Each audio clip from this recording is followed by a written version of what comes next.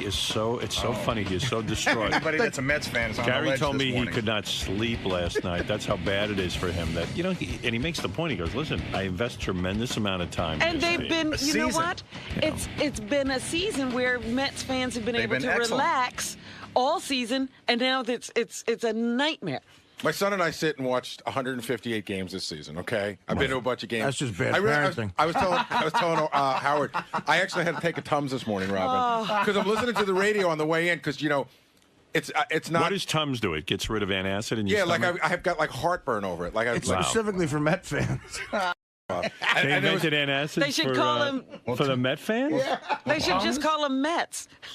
And then you know what? I had the weirdest sign Or today. change the name of the Mets to Tums. Same amount of letters. So, they're having a meltdown At the wrong time.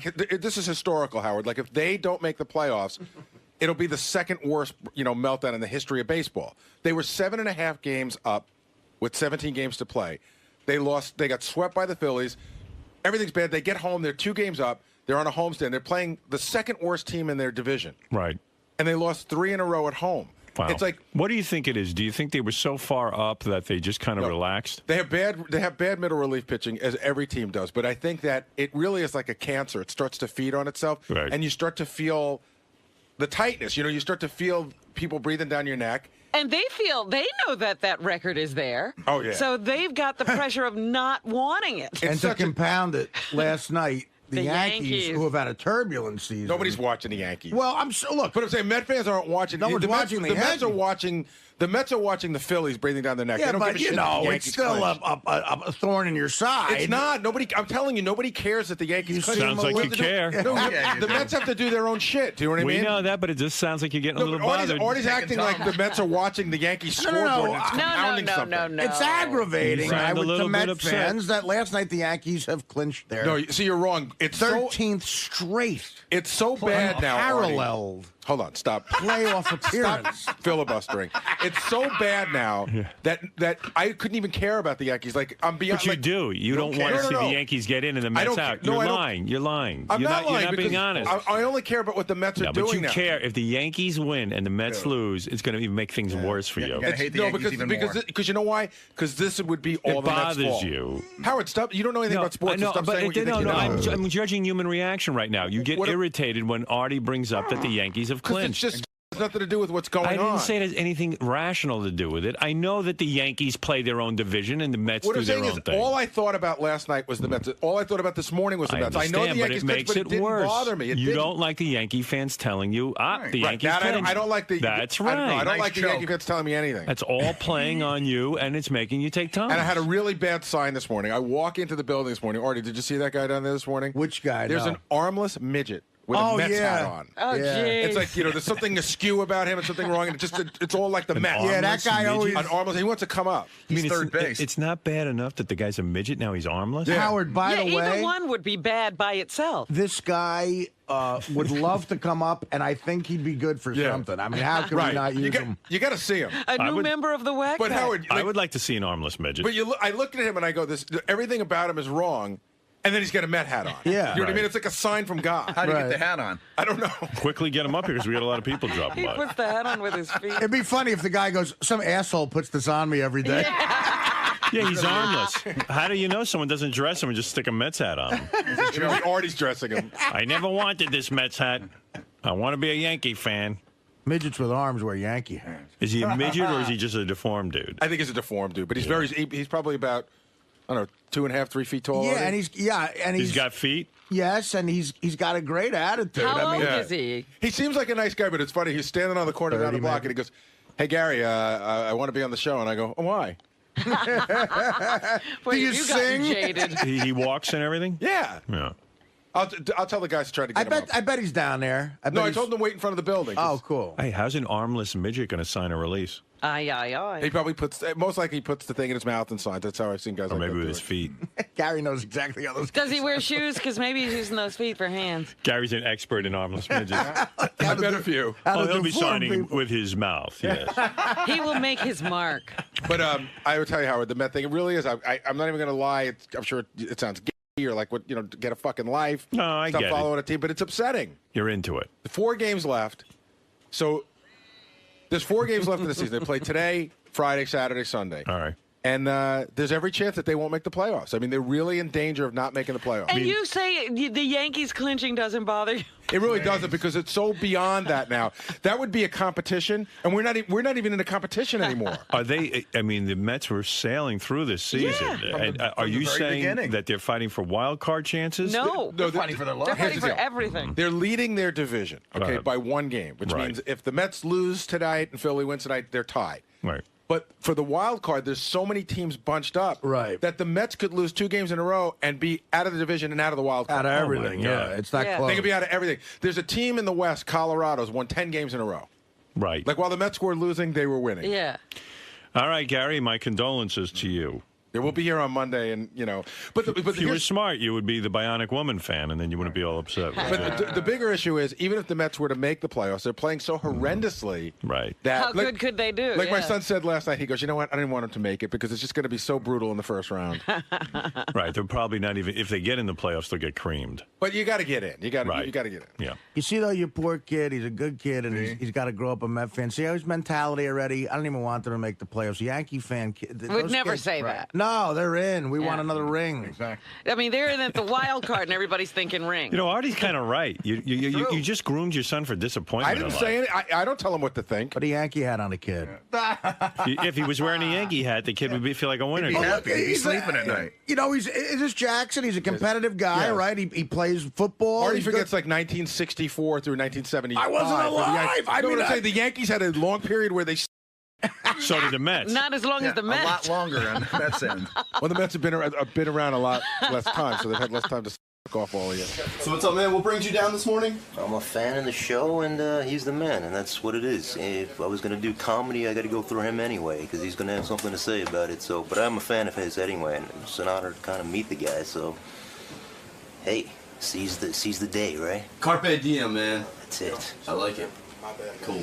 The guy from downstairs is here. It'll be 2 minutes. He does put his hat off and on with his feet, and he's signing the release right now with his feet. I I want was to going see to say, that. does he wear shoes? They're videotaping it now. Yeah. Yeah, I want to see him. I want to see him put his hat on. It's sort of cool. Like he just was sitting on the couch, and he just lifted his feet up and put his hat off. Oh, wow. There's an armless midget downstairs, and that kind of piqued my curiosity.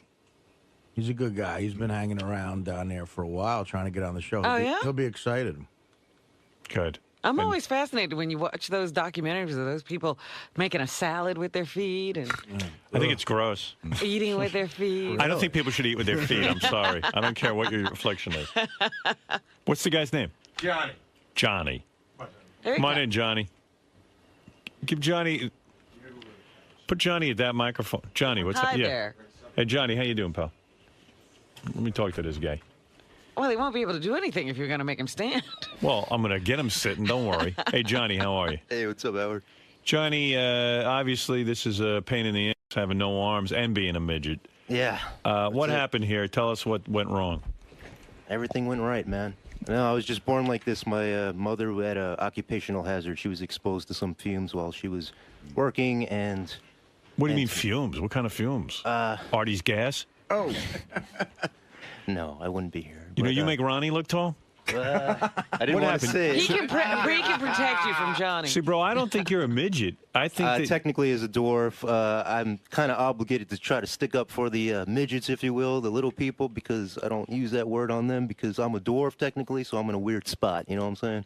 When you're born without arms and what's going on with your legs? I mean... This one's really up. This one's kind of veering off to the left. Yeah, like a Robin flipper. can't see it, lucky you.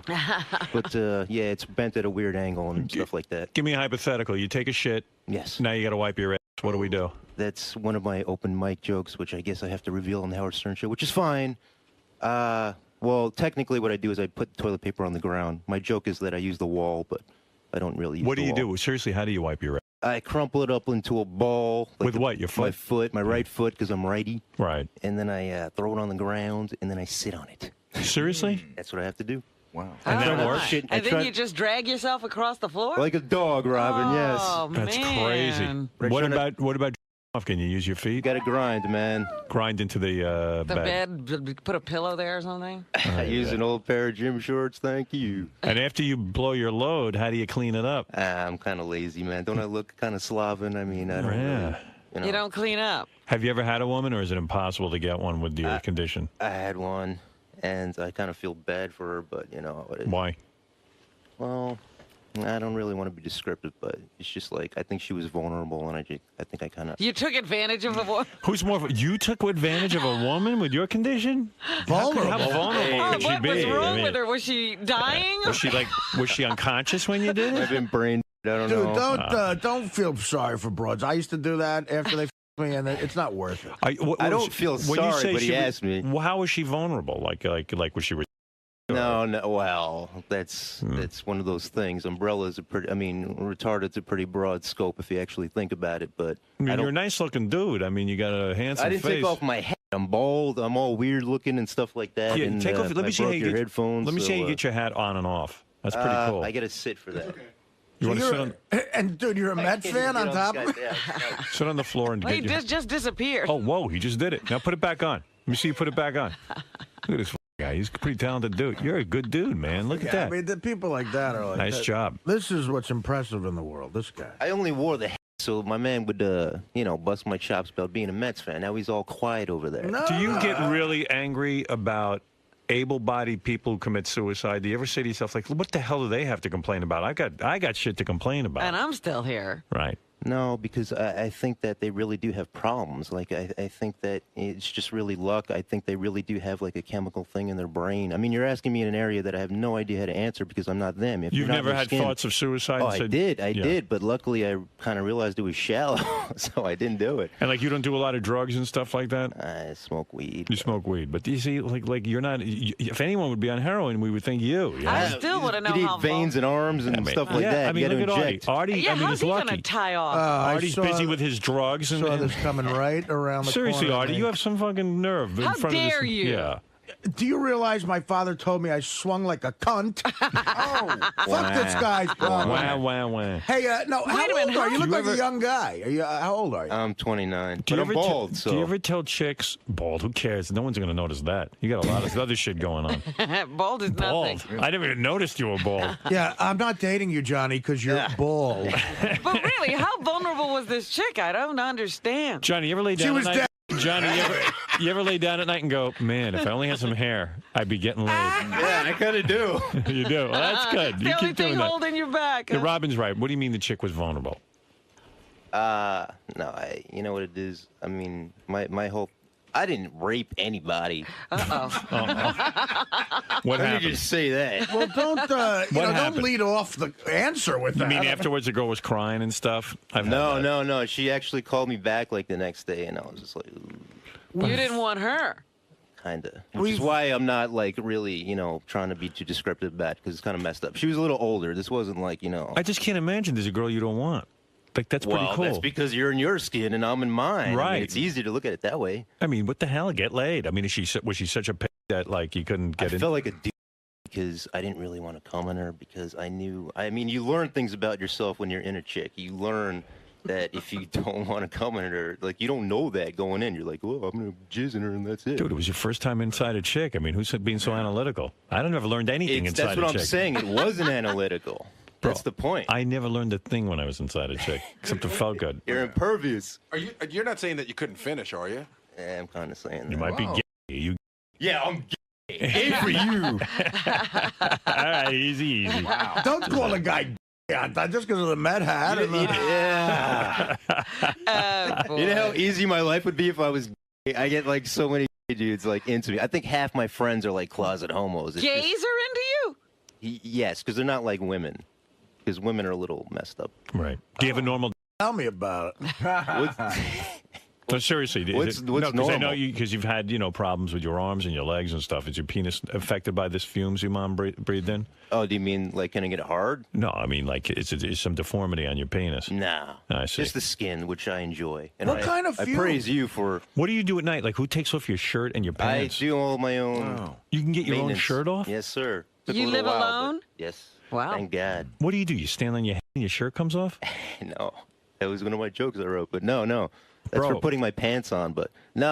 I just am able. I'm flexible enough to where I'm able to bend and sit on the floor and pull. Wow. And, You're an inspiration, honestly. Yeah, but So, what dude, happens if thank you you. You're an stiffen inspiration up? too. You do stand up? I do. How many minutes you got?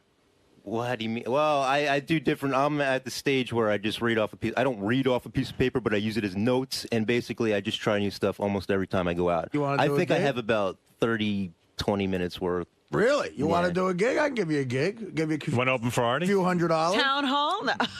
Want to open up a Let's not town get hall? carried away, Rob. So let him work it out on the stage. I'll tell you, I'll give you Avery Fisher Hall. I'll look like the biggest, wonderful guy of all time. He's going to heaven. How do you brush your teeth? With your feet? Yep. Nice. Just go on. Obviously, he doesn't shave. So I shave my head. You do? With your feet? Yeah. Really? But I use an electric. I could use a straight edge, but you get acne and You're know. telling me you could right now, if I gave you an electric shaver, you could shave your I could. feet. I could. Yeah. I got to see that. But it kind of depends on What what else- type what of else razor can- it is. Can you brush your teeth with your feet? He asked me that. Yes, I can. I can't believe it. I had to ask you. Can you pick your nose with your feet? Yes. Let me see that. Pick my nose. Yeah. jeez. See you He pick won't your even nose. let me sit on the couch. You're not going to be able to see it. No, I'll be I just underneath thought you would be desks. better off standing up because then you could get up and down easily. I don't have to pick you up and put you on the couch. I want to He was guarding your couch. I mean, whatever you. I mean, I don't care, man. You want me to sit on the couch and show you how I'd pick my nose or Yeah. what? He's going to pick his nose, Gary. What is that enormous It hurts stain? more when you laugh at me like that. no, Please. I'm not laughing at you. I'm laughing with you. Sure. Wait. He's going to trip on that cord, Gary, Oh, you my retard. goodness. The place is an obstacle course. Gary's got him wrapped up in the headphones. Well, dude, if you take his headphones off, don't wrap it around his body. Oh, he's about to pick his nose. Be quiet. Be quiet. I'm about to enjoy the nose pick. Wait. Hold on. Let me get a mic on you. Soak this in. Take off your pants. All right, go ahead. Look at this. There you go. Awesome. That was too easy. It's functional, man. It is too easy. That's the point. You're asking me like it's a big deal. No, I know stuff that's hard, and that ain't it. You're What's no hard? big deal. Wiping your ass is hard. That's. I try not to do it in public. Put it that way. Poor man, that's hard. Nah. It's Come like I on, say. man. It's like one of my jokes. Can you hear me now if I'm off mic? Yeah. You're not off. You have a mic on your headphones. Oh, okay. It's like I say in one of my jokes. Like I could be born like this in North Korea or Africa, and I'd be food. So Right. here, I'm just a delusional wannabe comic. You know what I'm saying? That's it. So it's fine. I count my blessings because I've heard you. I've listened to you for years, and you always ask people. And When you banged this chick, did you have to lay on your back and she sat down on you? we did a lot of different positions, man. But Really? What positions can you? You can't do You got to do missionary. armless Kama Sutra. You can't that's do. what it was. You can't do missionary, can you? Like get on top. I did. I felt bad for it because I didn't want to put my weight on her like chest and her, Right. but she didn't mind it. So and she preferred that, which was like weird, but it is what it is. I can't imagine what condition this woman was Well, in. that's why I'm trying to be real vague. Was she on a respirator or something? No. Can we see you drink a bottle of water? If you want, yeah, That'd sure. be cool. Hey, Gary, give Johnny a bottle of water. I want to see how he does that. Give him chopsticks. Now, let me ask you something. Now, you see how the bottle of water isn't open? Yes. How would you open that? I have two methods of opening it. Yeah. When I'm in public, I'm a little self-conscious. When I'm at home, I just go for the teeth. Right. When So- I'm in public, I can actually twist it. But Let me see, You with gonna your care feet? if I get your No, carpet a little wet? It's all right. Don't worry about that, man. You can actually open that bottle with your foot. Yeah. Awesome. Takes a while, though. Well, Oh, come Yeah. on. Hey, hurry up, dude. We don't have all day. I'm thirsty. Robbins, why you got it off? I got it off. Hey, can I ask a question? What do you want, Gary? I'm in the middle of an interview. Well, no, I wonder if because he does so much stuff with his feet that he puts in his mouth, like he's walking around in bare feet. Do you ever worry about illnesses and stuff? Because he's got like to dirty. worry about illness. He's got enough to worry about. All right, now the bottle of water's open. How do you How do you drink drink it? All right, here we go. If this was heavy, like if this was a heavier plastic, I would bend, I would tilt it. Okay. But since it's just pretty lightweight, and you notice my neck is kind of overly developed from holding up my huge hand. Right. Look at this. Wow. Oh. Awesome. Well, this guy's a great guy, huh? Man, that is impressive. Brother, Thank you, Artie. you bend down, you pick up the bottle of water with your mouth, and then you just down. That's it. And you were pretty good in school. It's not like, Well, I went to a good school, and I was like a C. I failed chemistry, Well, Spanish. Did, lot the, of kid, people did the do kids that. goof on you and shit? No, it was weird. When I was younger, I went to a school with kids with learning disabilities, like pretty much black kids and diverse and shit. And they did goof on me. But when I went to the white school, they were like, I guess, too ashamed or something. Well, or they probably had were been taught to be right. compassionate. They were shown a movie before I came about kids who were all up, and Right. they only told me this afterwards. So. Oh, so they had been Yeah. prepared. Yes. Great. Man. Well, good Where for are you. your parents now? Are you have a relationship with them, or? Yeah, I do. The parents must be good people because he's got a good self-worth and shit. I'm very guarded, but they're flawed people. But I mean, my parents divorced, but Big deal. yeah, well, I'm not. Whatever. All right, it's not a fucking competition, man. Usually but- the kids aren't the cause, but you might have been. Who knows? Oh, I'm I just might have kidding. been. say that. I'm kidding with you. You know that. I'm joking with you. You're an inspiration. Joking with Robin? No, you. Oh. You ever been in a physical fight? Did you ever have to kick someone? No. Look, I've never beaten anybody up. Right. I think I could beat you up, but I'm not exactly sure. You probably could beat me up. I'm not kidding. I can't win a fight. I've been punched by a Jewish kid that was like in, I don't know, I first like grade. Jewish kid fighting you. Yeah, That's good. I almost got beat up 2 weeks ago. A guy said I looked like the Taliban. He was it was in a bar. This was gonna kill me, man. You're kidding I me. swear he to was God. drunk and he was just going to take everything out on you. Two the people had 9/11 to- and everything. Yes, Can you yes. imagine? I mean, you're a guy with an obvious affliction. You have no arms. You're short in stature. It don't matter. Not in this world. This is a wicked world, It man. really is. You're absolutely right. Wow. I'm sorry for your pain. Nah. No. So how do you do in the comedy clubs? I make recordings. It's mainly they're open mics, so it's Yeah. basically other bitter comics. Open mics are the worst. They just love my gimmick. They're just sitting there jealous of the armless dwarf because I have a comedy gimmick. They're pissed. He's not bullshitting. I swear that's how comedians are. They're the worst. Fuck you. You got it people. easy. Great. He always gets on. Yeah, and I'm telling you, if a joke gets laughs, I go, well, fuck. If I was him, I could Yeah, get laughs. yeah. That's what it is. because people feel sorry for him, so they laugh at his jokes. Fuck him, man. I should be on first. Yeah, I mean, they're the biggest group of assholes on the planet. Johnny, you're a good man. I'd give you an thank you. Xbox, but I don't think it's going to do any good. Dear. I can actually play Xbox, but I still don't. I play chess, Howard. Do you? I'm pretty good. Where do you play? You don't play online, though, do you? I play at a site called playsite.com. Where do you play? Playsite.com? Playsite.com. Yeah. And you work the mouse and you play? Yeah. With your feet? Yes. What's your rating? It fluctuates because the site doesn't maintain the rating. I've been as high as about 1640, Oh. but right now I'm about 1400, I think, because it fluctuates depending on who you play. Pretty good. Look at you. Join the ICC, International Chess Club. I'm What not do you mean? paying. It's a scam. Dude, it's Chess worth is a it. scam. You do it as like a hobby, but you Yeah, but can't the excel. problem is when you play people on these free sites, they bail out during the game. Believe me, I've been playing this since about 2001. If I tell you what to do, why you got to be so angry? Why do you call it a Don't take it wrong. scam? I'm like that with everybody, dude. You Why just do you happen to be call my it- idol, but it just shows you. Why do you Yeah, call it a scam? How could chess be a scam? Because it's like those. You ever see those kids play in Washington Square Park, or they're the hustlers? It's just a game. it's You fun, manipulate it. But it's fun to go on and play people who are serious about it as It opposed is. to... But they beat my ass, and I'm humbled by how good these guys are. I You am can too. watch the 2-minute games, the blitzes, and somebody told you. I listened to your show. Somebody told you up and told you to play blitz games, and you're like, F that. I'm playing The them truth- now. Yeah, because they help you learn approaches and counters. Yes, you're absolutely right. The guy knows what he's talking about. Might not have any arms, but he knows what he's talking about. Is he going to really open for you? Are you going to offer him that, Artie? Of course. Yeah, if you want, sure. You want a gig? I'll do it. I mean, if he God wants to, forbid, if God he wants to forbid. sabotage his comedy thing while having Are me. you funny? I mean, do you know what He's you I got Funny tapes. here. I mean, how am I going to say if I'm funny? Maybe I'm funny. I don't know. Sometimes I'm funny. I You just seem funny here. I mean, you seem like you got a wit about you. Thank you. I mean, the stuff Doesn't about, always translate, but all right. stuff about how the other comedians are all jealous yeah, I of you. love this stuff. But that's not my invention. Well, That's put that how it in- is. Put that into your act, is what Hey, I'm saying. you don't have to invent. Just tell everybody else how it is. yeah, you see, that's a great story. That's funny.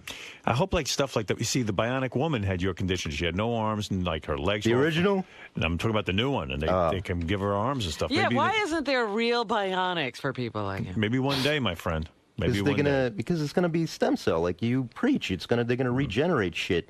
Of course, it wouldn't help me because I was born without arms. There's nothing to regenerate. But Well, let me tell you something. But you're looking at it on the outside. Like what I'm trying to tell you is, for me right now, it's functional. It's like a blind person. I used to ride the bus with this blind guy, and I'd say to him like every day, "Oh, I saw a news story about how they're making computer eyeballs," and the guy he couldn't look at me, but you could tell his expression was like, "You're a do you think I'm not paying attention?" Right. He didn't need to hear it from me. Right. I love this stuff. It's See, like, you got good stuff. Dude, have you ever heard of glasses? Yeah. Well, listen, man, an honor to meet you because No, really, it's an honor to meet you. You've helped me in comedy because had I never heard of Howard Stern, I would have got up there and just tried to do like George Bush jokes, which I do anyway. But I wouldn't know how people think, and you prepared me, equipped me to react to how they think, and that makes me a better comic. Nice of you to say. What's your last name, Johnny? Monteleone. Johnny Monteleone. Oh, you're The perfect. name is longer than he is. Yeah. And Artie says you're. You were always mean to Hank, and I was like, no, maybe Hank just pissed her off by saying. But apparently, no, she just hates dwarves. Artie says, Hank was a racist. I don't want to put Artie behind the 8 ball here, but I think he is offering you again. I think he is. Absolutely, without question. I just the Artie's a nice guy. I met Artie about, I don't know, a month ago, and like, I met Fred maybe 3 or 4 years ago, and I had a whole discussion about Jackie and how I hated Artie because Artie was like a yes man, and he changed the dynamic of the show. But when I met Artie, it was just like, wow, what a nice guy. I mean, You've known Fred for 3 years? No, but I met him once. You know him better than I do. Where did you talk to Fred? Where did you talk to him? You met him 3 years ago, and I guarantee you've had more conversation with him than I have. Did he have arms then? No, what a wow. Sorry. Fred probably ripped your arms out. After he said those bad things about Artie. Johnny, nice meeting Yeah, you, man. thank you, Nice Fred. meeting you, man. And we'll look for you, we'll look for you on Artie's show. Okay. Yeah, you And, fit right in, man. With if the, you ever want me to do Superfan or do some call screening or something like that, I always envied Stuttering John because I knew he was just trying to be you, and I felt I could be him and not hold the microphone. But What's that giant stain on your T-shirt? What's going on there? could be anything, Howard. You never know. Try to eat. Don't eat so sloppy. it looks exactly like the stain that was on It's Benji's shit, winter man. coat Don't for a while. shit so sloppy. You know what I'm looking at? With everything else, he has back hair. I do. I have like neck hair. And Oh yeah, look at that. Oh, you poor bastard. you're cruel. Listen, Okay, you ready? Let's play the Who Would You Rather Be game. Okay, go ahead. Oh, no. Who you Who got? would you rather be? This guy Johnny. or... Yeah. You can't think of it. High pitch Eric. Eric the Midget. Okay, who would you rather be? This guy or High Pitch Eric? But we're high pitch Eric in the sense that you're really high pitch Eric, like you can't even do anything about your weight or anything. Well, in the And you sense got that gout he's, and- I mean, this guy is clearly he's smart, he's funny, he's useless. See, I wouldn't want to be Johnny, and I'll tell you why. 'Cause he's too too smart. fucking smart. Too He smart, knows, yeah. right? He knows what's going on. Eric doesn't know he's. Eric's a Eric retard. really could change everything about himself, except that voice. Yeah, but he can't because he's retarded. Yeah, Eric is. There's something especially gross. I think I'd rather. I think I'd rather be Johnny too. I think I would too. How about Jeff the Vomit Guy? Johnny. Johnny. I'd rather be Johnny. I'd rather be Hey, Johnny, all of a sudden you're not See? doing so bad. All right, Jeff the Drunk or Johnny? You see, well, Johnny. I Johnny. gotta say, and this is a testament to how much I think Jeff is just a lazy fuck. I'd rather be Jeff just because Jeff really could not be living the slovenly. Yeah, but he is living the slovenly life. You see, Johnny isn't. And Jeff, if you're really going to be Jeff the Drunk, it means you gotta can't be put your Jeff the brain. Drunk with the broken ass and everything. Yeah, you can't put your brain in Jeff the Drunk's body. I guess. All right. You got to be Jeff the You Drunk. gotta be Jeff the Drunk. Yeah. Can I have more money? Why can't I open up front? Johnny has no arms and he can wipe his ass better than Jeff, Jeff the Drunk. Well, you know Does what? he have an ass anymore, Jeff? He's coming in here to show us. I pretty mean, this soon. guy has avoided getting that disease that Jeff had because he's got better hygiene. He wipes his ass on the ground. So you want to be Johnny, not Jeff the Drunk? I think I want to be Johnny. Don't backpedal, man. I want to see Johnny wipe his ass. No, Hey, Howard, at the very You know least, what? you got to have No. him on Superfan Roundtable. We could do a Because day he's in the super life. fan. Yeah, Johnny, I'm sure we can get you on Superfan. So, But also day in the life. You know, maybe we'll follow him around. You get to see Johnny do all yeah, of his. putting a camera on me while I'm wiping my ass. yeah, we are. First, she doesn't like my back hair, and then she wants to see me wipe my ass. I wouldn't mind a special on you to see how you function. Yeah. Hey, You know, okay, Superfan. wiping the ass we can keep out of there. I'll but- tell you what, I got an exact date for you if you want. I got a perfect gig. I've never flown. Or is it going to be New York? No. We could drive. What do you mean you never What do you flew? mean you've never? You flown. can't get on Where a the hell plane? was I going to fly, What, are you man? afraid of flying? No, there was no. Well, I had a friend in Vegas, but I just said I don't want to. I couldn't bring weed on the plane. He's depressing. I don't want to fucking drink with him all the time. No, dude. You couldn't bring weed on the plane, so you didn't fly to your friend? It's a 5-hour Yeah, trip. I'm not a great person. Yeah, but I really, wouldn't get on a plane if I were. That got Whoa. You wouldn't get on a plane? What, are you afraid of not But living? if you have a I great was also paying like $200 or $300 for a plane ticket, which I didn't really want to do. But it's annoying, on the plane. You got to deal with people. No, it isn't that. It isn't that. I ride I ride mass transit, and it's not the But people. This It's is just- What is it? it's drivable. What is it? It about was a plane? money and a little bit of fear, but I wouldn't say that first and Fear? foremost. But it was also like when I got there, like he's What's the going to want worst to that drink. happens? Huh? What's the worst that happens? So the plane goes down. I get there alive, and I have to drink with my friend, and we don't entertain each other. Oh, you don't like the friend that much? yeah. Well, no, I like him, but it's a very unique situation to have a friend in another state that you're going to fly to. Like, I don't. Maybe for you guys take that for granted, maybe, but I don't. I've never been in that position where I had a friend out of state. All right. So what about a gig? Would you go if Artie had a gig somewhere that? I be good would, for but you? I would, but drivable. it'd be new to me. Where are you going, Artie? All right, so listen. I can give you $500, all right? And I can pay in cash. It's October 5th, if you're free. October 5th, the Hampton Beach Casino. He's free. October 5th. Oh, no. Wait a That's minute. the one If the day. Mets are in the World Series, then The World Series is it's not do you have, October did 5th. the merger go through yet, so I can listen to the game? No. Do you want the gig or not? Okay. Yeah. All right. So, I think he's nervous about it. are you Now nervous? Do you not want to you're do worried. No, I'm not nervous about it. I was just being. I'm psychotic about baseball. I'm like him. I'm an idiot. I just. Whoa! You don't want to be on stage on an Artie show, October 5th? Yeah, but Artie, back me up. Don't be a over here. Like if the World Series is on or the playoffs it's are on, not the World Series. Playoffs. though. We're not even close. Yeah. The playoffs will be on.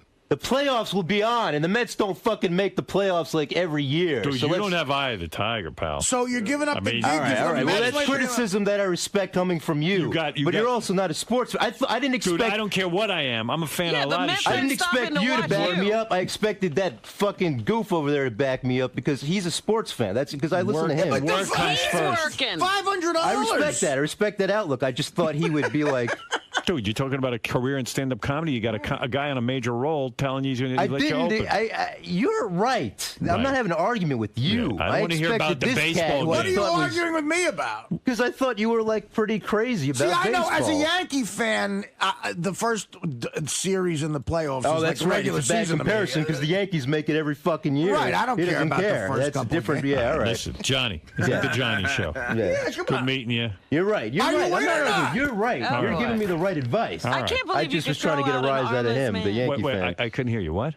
You're right, but I was expecting him to like have a little bit more empathy for the fact that I'm such a nerd that I wanted to watch this game. But Well, we got he's right. there's be a TV backstage. All This is a right, he's big, right. All right. We're not talking about 7-hour show. I'm a diva. All right. Howard, can I ask Johnny one Sure, question? yeah. Johnny, how do you make a living like every month? Like, where does your money come from? Government's very nice to me. Well, listen. Do they thank put you God. in a nice place? No, my family's helping me with that. Oh, okay. See, the only thing I'm worried about is this gig is at the Hampton Beach Casino in New Hampshire, which is it's a Red Sox crowd. Oh, They're not going to I hate just you. hope, They're I gonna hope hate, these they're I not hope gonna hate these me. They're evil gonna hate people you. don't boo you up. Don't wear the hat, Johnny. All right, Johnny, I got to move along, All right. but I want to thank you for I coming in. can't Thank you, believe sir. you That could was throw awesome. out a guy with no arms. I'm not throwing him out. It's time. It's I over. can't sit in during the news. What the fuck? I don't care if a guy with no arms. His time is up. Johnny, give your info to Teddy. He'll be carrying you up to New Hampshire. Are you coming? Are you going to go to the Yankees game? No, I'm coming. We'll be up there together. It'll be fun. Thank you, Howard. Take care, Johnny. Bye. Thanks for coming in. Good sport, Johnny. Johnny, whatever his last Funny name is. guy. Monteleone, I think he's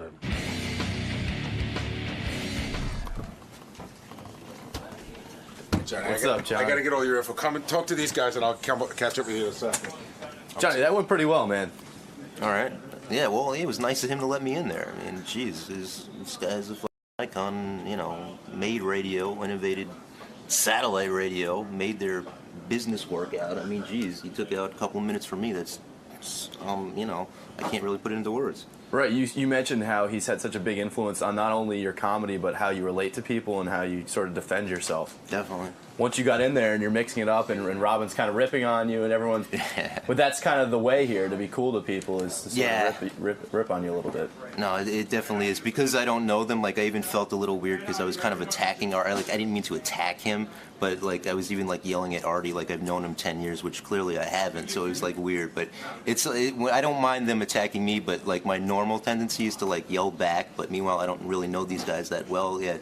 So it's like, you know, I just know them from listening, and it's kind of weird to, like, you know, talk back to them. And actually be there face to face with them. And yeah, but that's cool, though. You guys seem to hit it off. And Howard said you were a witty guy and that he sort of gave you some advice for your comedy act. Bring some of that wit and some of that edge into your act, you know, just telling it like it is, kind of. He's totally right. I know I was wearing on his nerves when I was talking about sports and shit like that, but, you know, he's right. He gave me good advice. Now, Artie's about to hook you up with a pretty major gig. That's pretty cool. Are you psyched? I mean, you seemed a little apprehensive, but... The way to do gigs is you can't really let nerves play in. I mean, it's a great gesture on the part of Artie, and, you know, I'll do the best I can. And I don't know, I mean, I got my material. I mean, he didn't even want to hear my material, which is kind of weird, kind of, you know. But, you know, I'll do it, and I'll take it serious, and, you know, I'll try to do a good job. And that, I mean, it's just a great gesture, and that's all I could say about it, you know. Awesome. All right, man. Well, thanks for coming by. Thank you, guys. Good luck up in New Hampshire, man. Thanks a lot. All right. But no good luck wishes for the Mets, though, man. I can't do that for you. Hey, don't even start, all right? I'm a dwarf. Get off my hand. I got a ton of stuff to get to, and I don't know what you want to do. Well, Lisa's out there. Oh. Lisa, come on in here and tell us what's happening in the Howard 100 News. She sucks, man. Yeah, there's some guy didn't want us bringing Lisa in. Lisa almost got axed from the show today. Down, dude. I don't want this to be like... An interruption that's annoying. Yeah, whatever you want. No, I'm into it. Go ahead, Lisa. All right, just one day after Sal, the stockbroker, exploded over a Page 69 story, Jason and Will have another exclusive about Sal. What is it? They revealed that despite his failed audition for The Sopranos, Sal has now enrolled himself in acting classes. Sal's going to have a heart attack. Just 1 year after his last educational stint, comedy classes. I was listening to Sal on the wrap-up show. He is such a... What did he do now? Well, he was defending the fact... it came out yesterday from Lisa's report.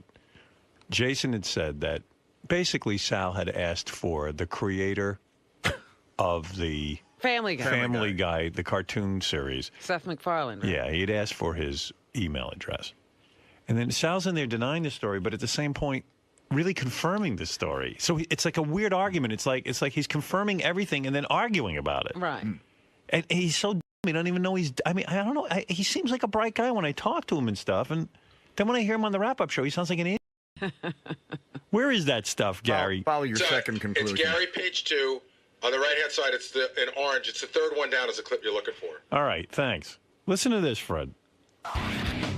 I never denied sending an email to William Morris, which I told you. Secondly, I don't deny looking for Seth MacFarlane's email because I'm a fan of his show and I know he's a fan of Howard's. So what There's nothing wrong with that. What were you going to say? When Jason walked in the room, I said, Jason, I'm not asking you for the email. That's not true. I'm on the internet seeing if Seth has one, and if you have so one... who cares how you get it? Well, hold on. Wait, no, I care. Because it's the way this fatso's painting the picture. Hey. So I said to you, I said, I don't want his email, but if you have it, it would just be more convenient. But I'm not, I said to you specifically, I'm not asking for it. No, and that's like, not true. And You're lying. You make up I was right on the You said, do you have Seth MacFarlane's email address? And I said no. And I said, you want me to look it up for you in the database? And you said, no, I'll find it on the internet. Right, but I did. I said to you, I don't want. No, I didn't want to go in. I said to you, I don't want to go into the Rolodex. But you asked him for it. You asked me if I had it. If he had the one that was the public one that would be on the website. What public one? What one do you think like there's one,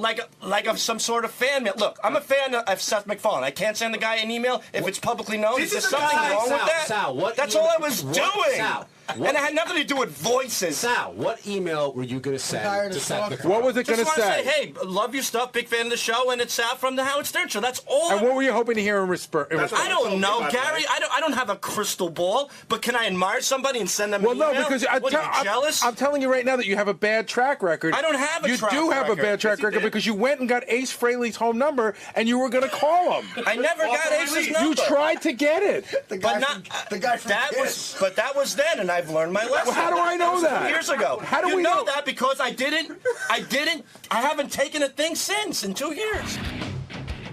It's unbelievable. Everything Jason said, he confirmed. It's the equivalent of you going, you robbed the gas station. That's Listen, I robbed the gas station. I mean, that's what he's saying. Like, you're accusing him of something, he's saying no, and then he says, I did it. And what is the new thing on him now that he's... What is it? Taking acting classes. Oy vey. Yeah, and by the way, when you drop a note to Seth MacFarlane asking, he was going to ask him if he could, as a goof on Artie, Wouldn't get it some be work. great? He was going to suggest. And no, Seth MacFarlane's not paying attention to your email unless it says the Howard Stern Show on it. Right. The whole thing is so convoluted. First of all, you know these guys, especially guy. I mean, he probably listens to the show. Does he know every detail that, I said that about him on the wrap-up show? So Sal's got to explain the entire thing. And does he think the guy's going to go, well, that's great. So you want to get Artie back? By the way, who's Artie? Who are you? Loony, yes. Yeah, I mean, and then the entourage Yeah, thing. Seth MacFarlane's going to go, this sounds really cool. Yeah. We're going to go get Artie and a joke and put you on Family Guy, This is Sal. going to be great. And Howard's going to love that. After my 20-hour day of animating a show, I'll get to your prank. Yeah, of whipping Koreans so that they'll draw little funny pictures. And then, I mean, again, the whole thing, what is he trying to teach me? It doesn't make any Why sense. is he teaching you anything? Meanwhile, Sal is so pissed at Richard right now for leaking the acting class thing. They're arguing about it right now. There's a big argument going on in studio. The couple is having an argument? Yeah, in Studio B, there's a big spat. I thought it'd be something you'd be proud of. Why is know. that such a big secret? I gotta say, I don't know. Sal told me about it and asked me to keep it quiet, and I would always do that out of respect for Maybe somebody. he didn't say, Richard, keep it quiet. I'm sure he did. Richard, are you getting reamed right now, or what? You know you fucked him over. Rich. What is it, Richard? Well, it's fun. I mean, I thought it was funny that he's taking acting classes. It's funny. It's a goof. So, and he was even laughing about it. That's why I think he told me knowing that I would get a kick out of it. And I said Sal, to him, are you mad?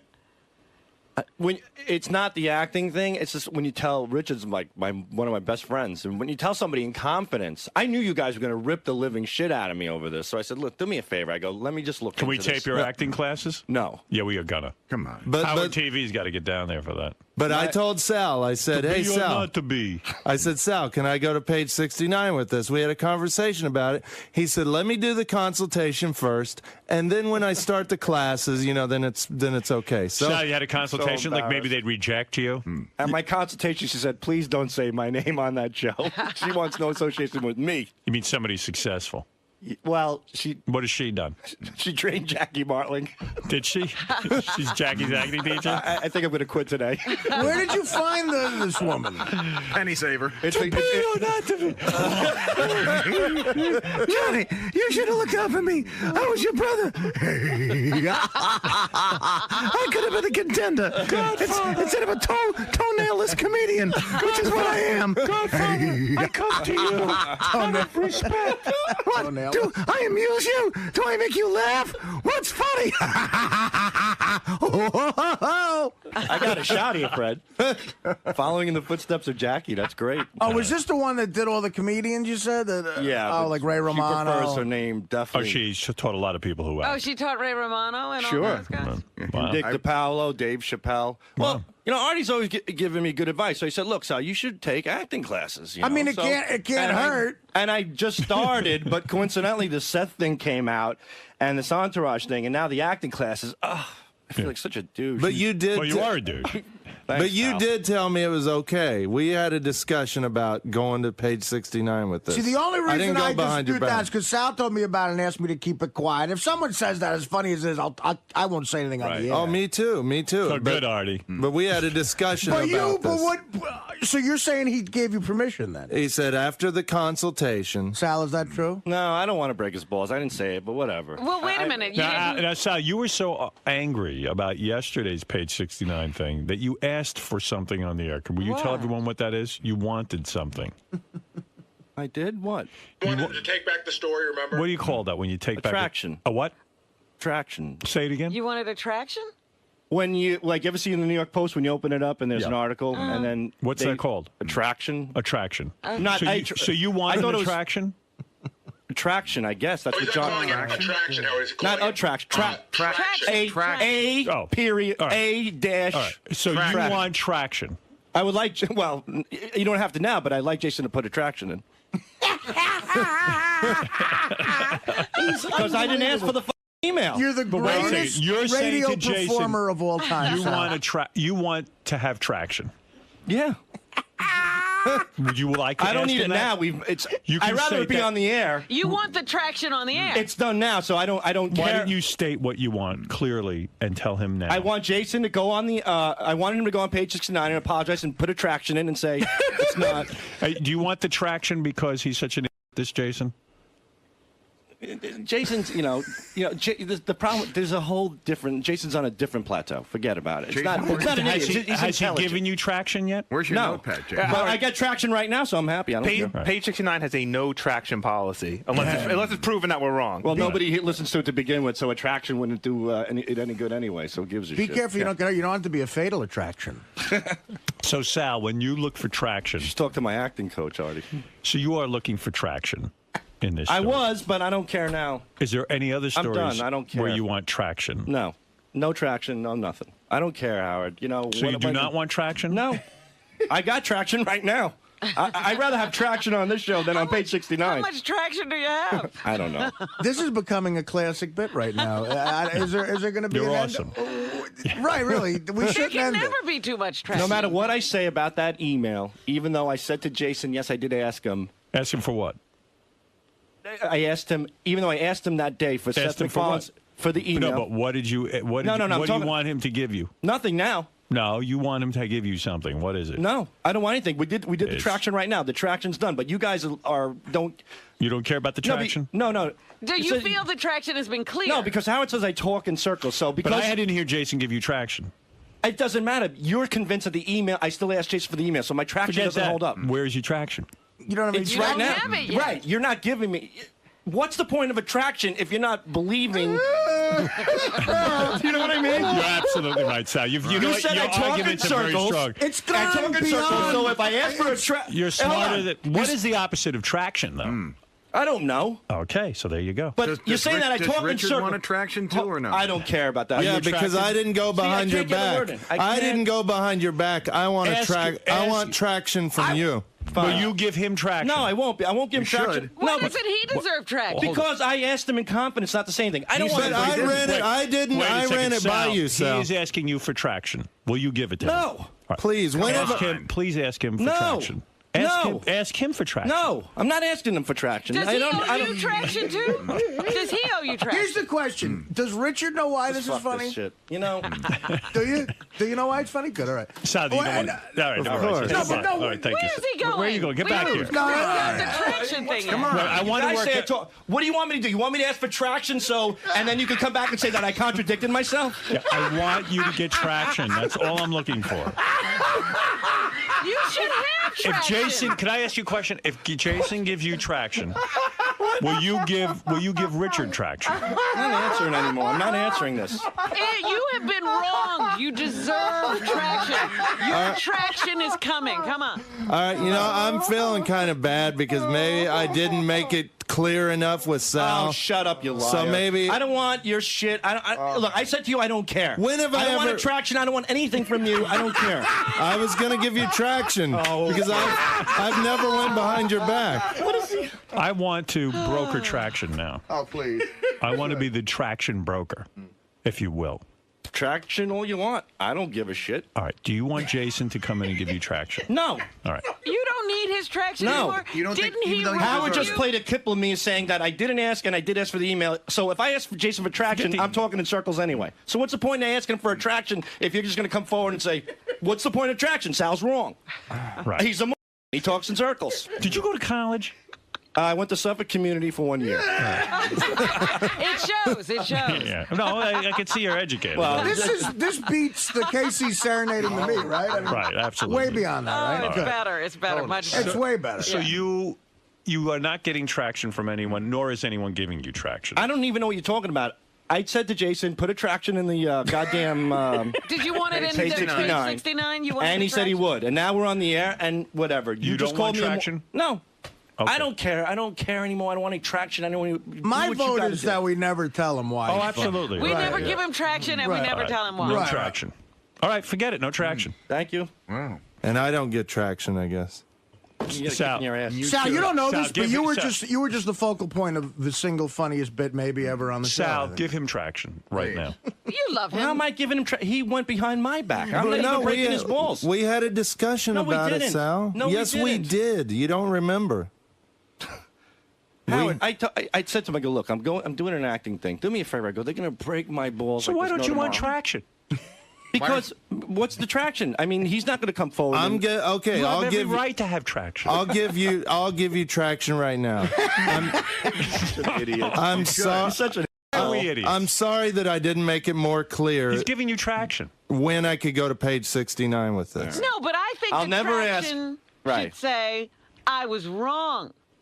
All right. My traction is I was wrong, Sal. I'm sorry. I guess my biggest mistake was asking for a Richard, traction on you're- page you're a 69. I'll dummy. never That's ask for not this traction. fucking stupid shit again. That wasn't traction. I'm You don't sorry. think that was traction? That was not proper traction. I take back everything I said to page 69, Sal. That's traction. Fine. That's a major traction. But Richard, See- you understand why this is funny, of course. Yeah. I see. You don't, you're not saying it properly, Sal. You don't ask for attraction. You just ask for traction. You Right. just ask for Yeah. attraction. That's why Whatever. we're I don't laughing. care what it is. I don't care about the traction. I don't care about attraction. I asked Jason to put a fucking traction in the goddamn... Right. Now you're saying it right. It's not attraction. It's traction. Whatever. Simple. Who cares? Who cares? I care. Because if You I have get to the speak properly. No, because if I get the traction, I am speaking properly. If I get the traction out of it, you just put it on the air that I speak in circles. So traction Sal, does- you here know. it is. So anyway, Robin. Yes. Sal asked for a traction yesterday Yeah, from Jason. You think that's what I sound like? I say traction? Well, All right, thank you. Listen. How do you say I have a- traction? No, you're right. Traction. Sal, say traction. Sal, you moron. Traction. Traction, Artie, Sal. on a scale of 1 to 10, what do you think of this? Is a 10 being this is crazy? It's a 10. It's the greatest thing of all time. What's happening right now? Well, that's right. I agree. Robin? It's beautiful. All right, It's a wonderful you guys, thing. go to the news, Robin. I'm trying to get you traction. Very good. Thanks. No, thanks. No, thanks. You don't want honestly, one answer. Just give me one answer, Sal. Come back, Sal. Do you want traction or not? No, I don't care. I don't care anymore. Care about What's what? the point? What do you care about? Nothing, because What about whatever your self-respect? What about Wait a minute. traction? No. What about What traction? about, you know what? I know what the problem is. It's the traction here isn't working. Right. You need the traction in page 69. Don't need the traction anywhere. Don't care. Here's I don't need the Jason. fucking Here's traction. Jason. I think you're going to be pleased with this. I don't need the traction in New York Times. I don't need it anywhere. I don't care. You can put the fucking traction on the Jumbotron in Times Square. I don't care about the goddamn traction. I'm sorry. I'm starting to feel bad for Sal, and I'm going to give you the traction. I'm going to do it right now, right here on the air. Well, that's nice. With Seth MacFarlane. By the way, let's have the whole world agree, whoever's listening to this, that we never really explain. We drop it and we never talk about That's it. right, and we never really explain why this is funny. Exactly. Okay. Right. No, I know why it's funny. Why? Because no matter what I say, what I ask for, you'll find a way to put a spin on it to make me look like a That's moron. right, and I'm not doing Let me just say what I have to say. Now that you we get don't. the We don't joke. have to do that. Page 69 right now is offering an official traction of the Sal the Stockbroker story. Don't Now, want do the you want- traction. what is that? Don't want it. Don't Say want the it traction. so I can hear it. I, Sal Wait a minute, Governale. we're getting Wait, an say it. official traction. Say He wants it. to give a traction. Sal, say it so I know. I, Sal Governale, do not want a traction, traction, whatever, from page 69. All right. No Okay. traction.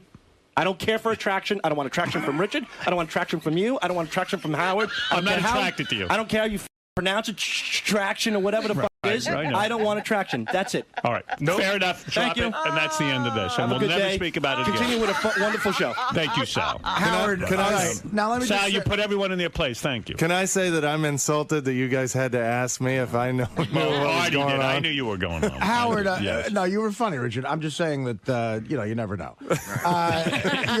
But Howard, let me just say, I think you should shut the microphones off, and that should be the last bit of your career. Never top that. It's impossible. It's impossible to get better That's right. than what That's your just who's happened. on first. Right. Sal, man. You're getting bombarded, man. Sal, why don't you want a traction? Howard, let me just say, Sal, that I was think your you should opportunity to get a traction. shut Why the didn't you? microphones off, Why did you deny and it? That should be the last bit of your career. Never top that. It's impossible. It's impossible. I didn't want to hear this fucking show. Fuck that show, too. I don't want to talk on the radio, and I don't want to talk on the camera, and I don't want to listen to the show. But you had an opportunity for an I don't apology, care. Come on. a correction, a I traction. don't care about the correction, all right? I don't care. I mean, what am I supposed to do? But that the was more the I root. speak, the more of an I sound like, so. The root of the argument was based on false information, so they offered you a traction and you denied it. So I get a traction, and then what? And then Howard plays a clip of me talking in circles again and calling me a So f the traction, f the show, f everybody else. I just want to do my job. Is that so bad? Is that so bad? All right, man. Thank you. I Thank think you for leaving me alone. All right. I Thanks think you a lot. should have taken the traction, but whatever. That's your prerogative. That's all right. All right, man. Where's Steve Langford? Everybody waits for this all day. This is why we're really here. Steve Langford from the Howard 100 News Department has something to say. Very important. What do you got for us, Steve? Breaking news in the halls outside this studio. Word that program director Tim Sabian has allegedly blown the gag, explaining retraction. I'm going to kill Tim. So we're on the air. We got a great bit going with Sal about traction. Yeah. And I say on the air, no one's ever going to blow this bit because this was going to be the bit that just kept going and We going. were going to change the word. We would never use the right word again. Listen, by man, we can solve them by man. Tim you create them by man. Tim goes right over to Sal's office and goes, "Don't you know the word is retraction?" And like, what the f are you doing? Tim had to feel smart. No, Yeah, I Tim didn't. had to point it I out. fucked up. Sorry. Well, I mean, I but fucked why? up. But why? Don't you think don't you hear us doing it on the air? We're digging it. I did. I heard. Yeah. And I you heard- walk by and you go, "Don't you know the words retraction?" Then I got into a meeting with Sam, and then I came out of the meeting, so I missed the. Sorry. So the bit's done. Thank you. Sorry. That would have been going on for months. Sorry. Traction. You know. Sorry. Somebody would have said something at some. What happened when you said that to him? He looked at me like I'm. What? See, that's the thing. I still don't think Sal knows it. I don't think he does either. Tim, you know I love you, but come I on, love you pal. too. I'm you sorry. got to work with Sorry. me, not against Sorry. me. I know. I'm sorry. What do you work for the NAB? Why don't you come in here and throw a parka over Valentina Vaughn while you're at it? Yeah. Let's put a burqa on Valentina I was trying to solve a problem, and I created another Bullshit. one. So sorry. But even if you what do you? Does that make you feel smart that you can go to Sal No, it and go, doesn't. I just don't you know the word is retraction? No, we're just busting each other in the hall. So. Yep. Phone call. Go ahead. Why don't you go take it? Thanks. Sorry. Maybe it's another bet you can. I'll go back in my corner. I can't win. All right. Thank you, Tim Sabian. He's doing a good job, ruining my bits. Tim, are you regretting revealing this? That was a pretty big reveal. Hey, made a mistake. It happened. I was in a meeting, and when I got out of the meeting, I didn't hear the second part of the bit on the air. So when I saw Sal, I just kind of busted his chops and blew the gag. So it happens. You're regretting this, though, clearly. I totally regret it. It was a human error. I have a feeling a lot of these guys in the hallway are finding this funny. Ha ha ha. Yeah. Well, not anymore. What are they fucking doing, cocksuckers?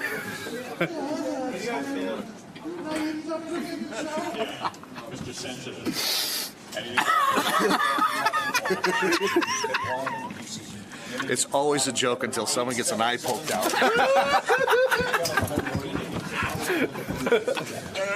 I was just documenting it. Don't hurt Me too. I was just following orders. Well, now that Sal knows that the word is retraction. Where is that guy so we can goof on that? I mean, we ought to get our payoff. Right. Where is he? Get in here. Do you feel at all not knowing that the word is retraction? It's a commonly used word in the English language. And you're throwing it around. Yeah. Hey, dude, how do you miss that? It's close enough. That's how I look at it. Retraction, traction. It was attraction. Yeah, but that's like saying the and them are close enough. To me, it wasn't that far off. Right. To you. And I'm not a journalist. Oh, okay. Yeah, neither am I, but I know the word retraction. No one in the room is. I don't know. To me, I don't know. Yesterday when I said it to Jason, I said, what's that thing? I go, I would like you to put something. And I said to Gary, what's the thing they put in the paper? And Gary and John Hine both threw out traction. Right. That's how I remember it. So I'm like, yeah, traction. But if they would have said retraction. So you don't feel at all about it? You have it rationalized that it's close enough and you don't have to be that exact with the English language?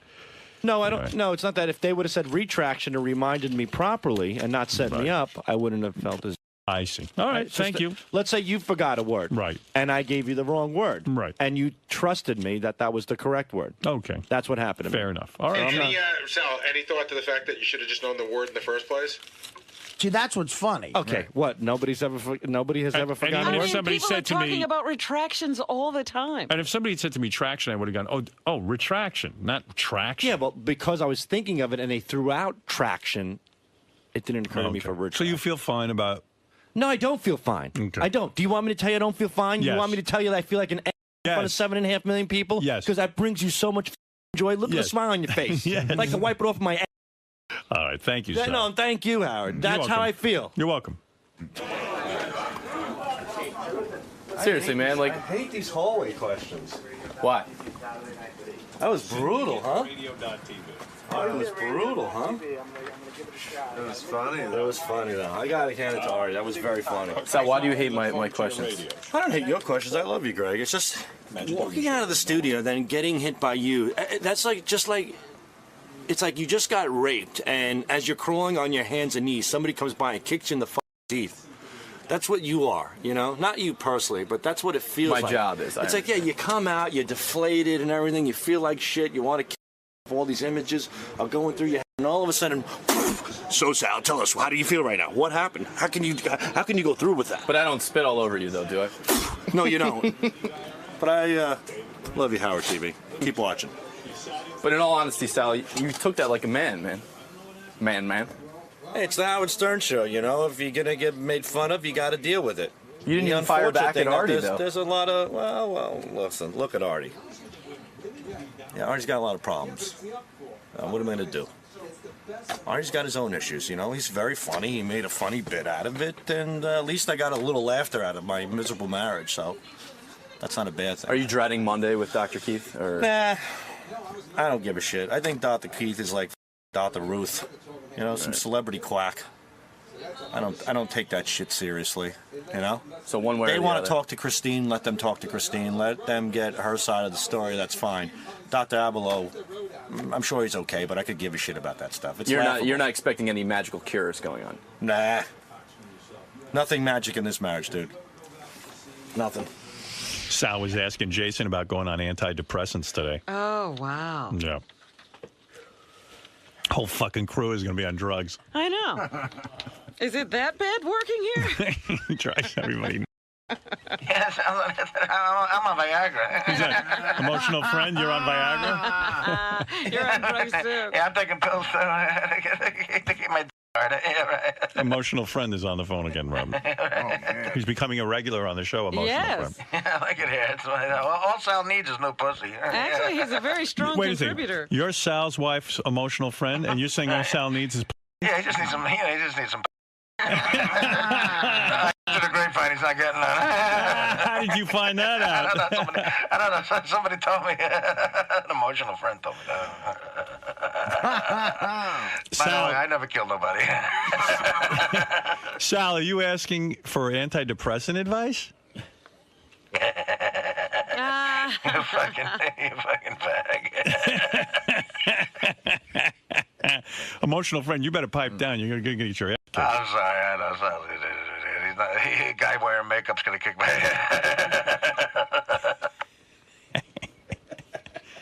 Where is Sal? What's with the antidepressants? You're going on antidepressants? What the fuck is wrong with you? Right, that's a surprise coming from you, Satan? Satan? Isn't this your evil... All right, thank you, emotional friend. That's enough. Yeah, thanks. I want to hang it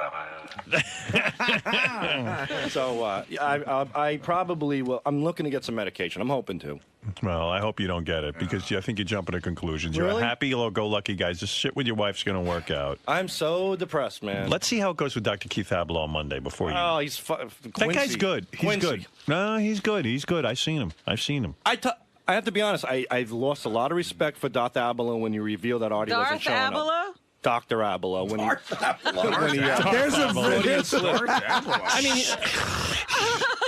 I mean, he revealed Artie's personal information that he wasn't showing up for sessions, and you kind of lose a lot of credibility. The fact of the matter is, I am Darth Nihilus. Those were sessions that took place here over the radio. There's a history of radio being out in the open on that. Sal's got a point. A lot of people did say that to me. but I didn't but, necessarily feel that, but Sal said Well, I some knew other you'd never see him again after that, and you haven't. I personally feel that you, Howard, can conduct a better interview with my wife. No. I'm having a professional. No, I'm not that's gonna, an interview. We're Seriously? talking about an intervention. Sal, seriously, I'm not equipped to, even though, I'm brilliant. I am not equipped. I'm not trained in that area. The guy really is a professional. I believe that. I mean, it got him on Fox. So. And if you walk out of here on Monday and you say to me, hey, Howard, this helped me a lot, even if it helps you leave your wife or stay with your wife, either way, I would be pleased with the outcome. Well, what do you think of that? I would hope to stay with my wife. That's what I'm saying. I think it might make you guys stronger. So who knows? I don't know. Might also break you up. You never know. Who the fuck we'll see. But let's All right. take Thanks. a chance on it. Thanks for the pep talk, Coach. All right. Now get out of here and go do something funny. Quickly. Impossible. And no pills for you. Howard said, cheer up, tomorrow's a new day. That's your guy. That's your idol. He's telling you it's going to be all right. You don't seem to believe him. I'll tell you what, bring some of those guys in here and watch Valentine if one gets spanked. Look hard on him. Come right back. What do you think? What do you think? I don't know. I don't know what's going on with you, man. What do you think? You think? I asked Jason Kaplan about antidepressant pills. Right. Because I'm depressed. I have a lot going on in my life. Right. And Howard then asked me if I asked Jason. And I said yes. And then I walk out of the studio. Right. And you asked me if I really want antidepressant pills. Well, because Howard alluded to the fact that maybe it's not that bad, and if this is someone who has such a huge influence on you, maybe you're going to rethink things. Maybe things will get better, and you don't have to do something as drastic as turning to medication. Why not? The medication works for people. Have you ever you get a headache, what do you take?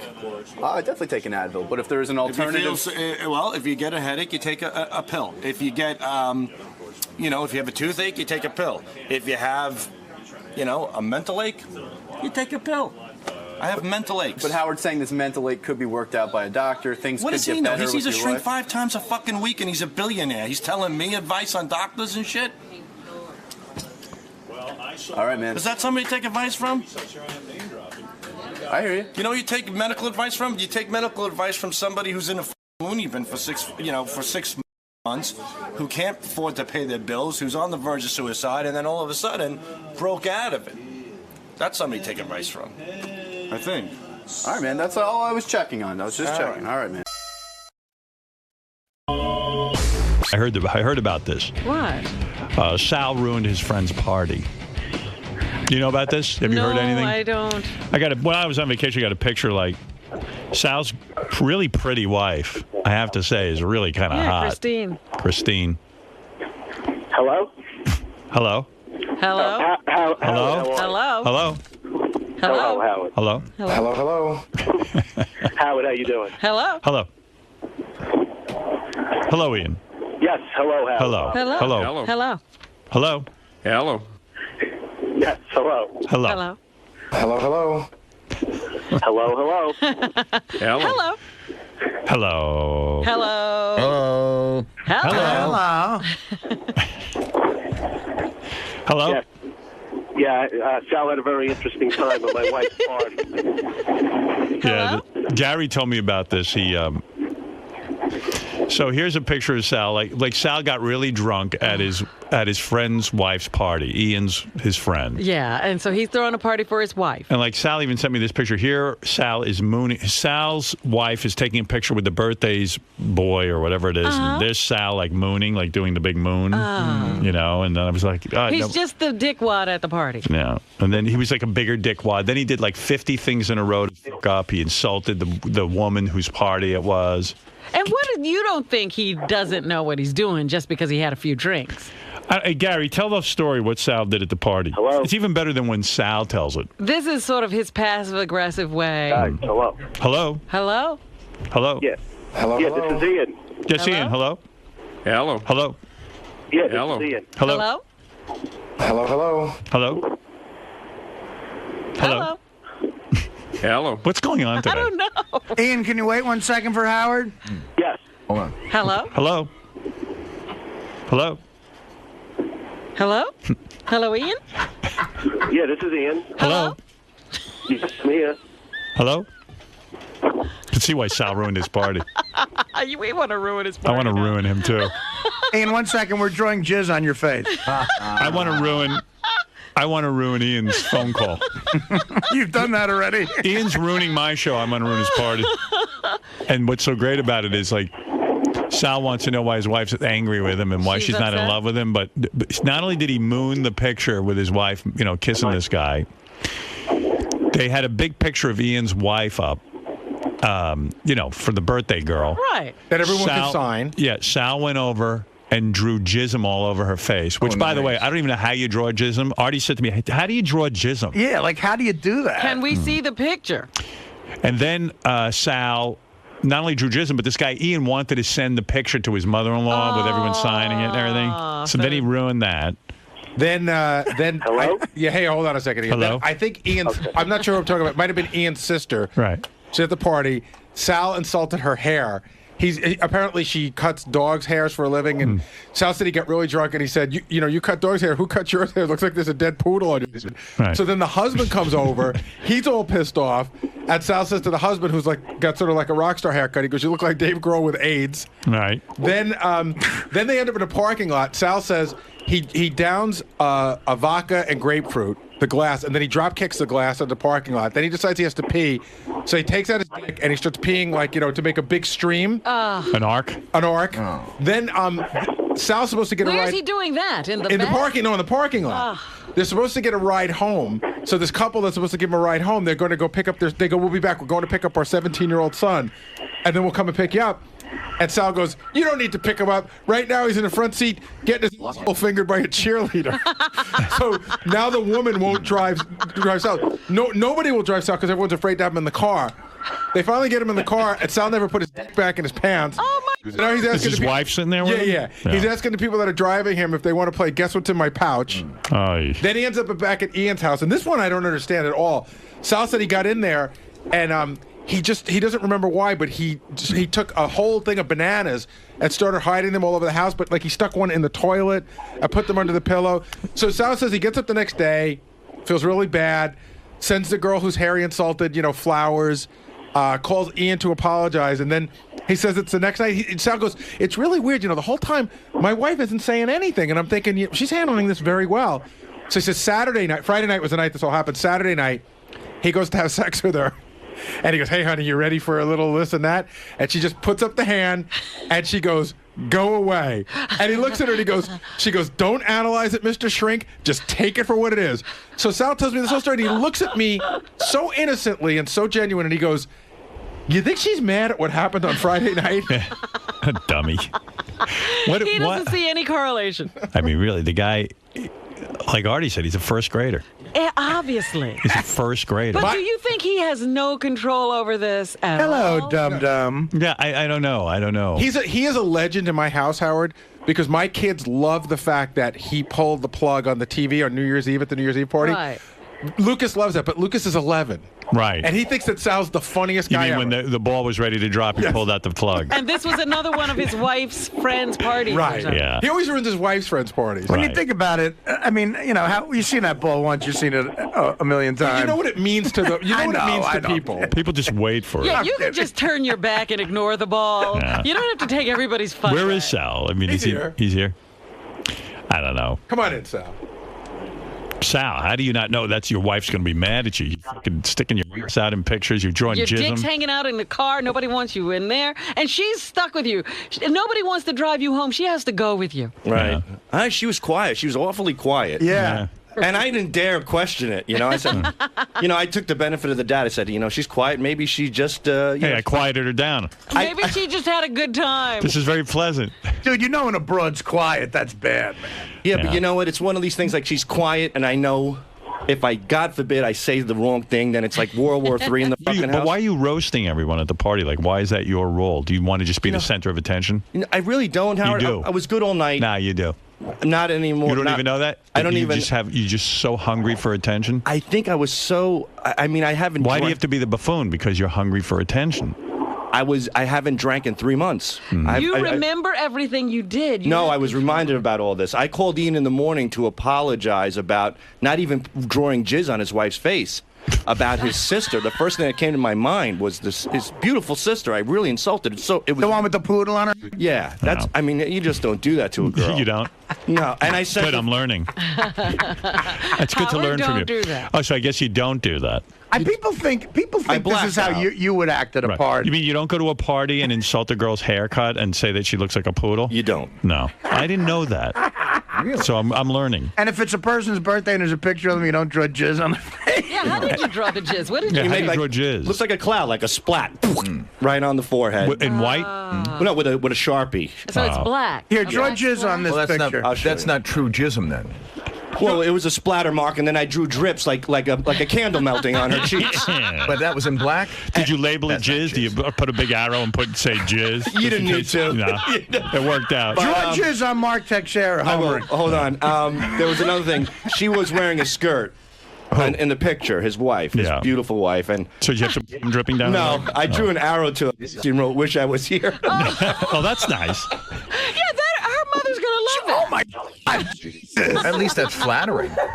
I feel bad. And You know what it is psychologically, if you want It's a my learning 2 process. cents. Not really, because you embarrass me when you break me down. No, I'm just saying that what it is if you could think of yourself as a starved child, because your father didn't pay attention to you and all that, and you're so starved for any kinds of attention that you go to these parties, and rather than be ignored, you'd just rather act out like a baby and get everyone talking about you and focused on you. Well, yeah, they sometimes say that people, who grow up with a lot of negative reinforcement, that's the only way they know to get attention is to make everybody upset with them. It's like a tantrum. It's like when a baby, like he even acted like a baby. He pulled his penis out and couldn't had to just pee all over himself.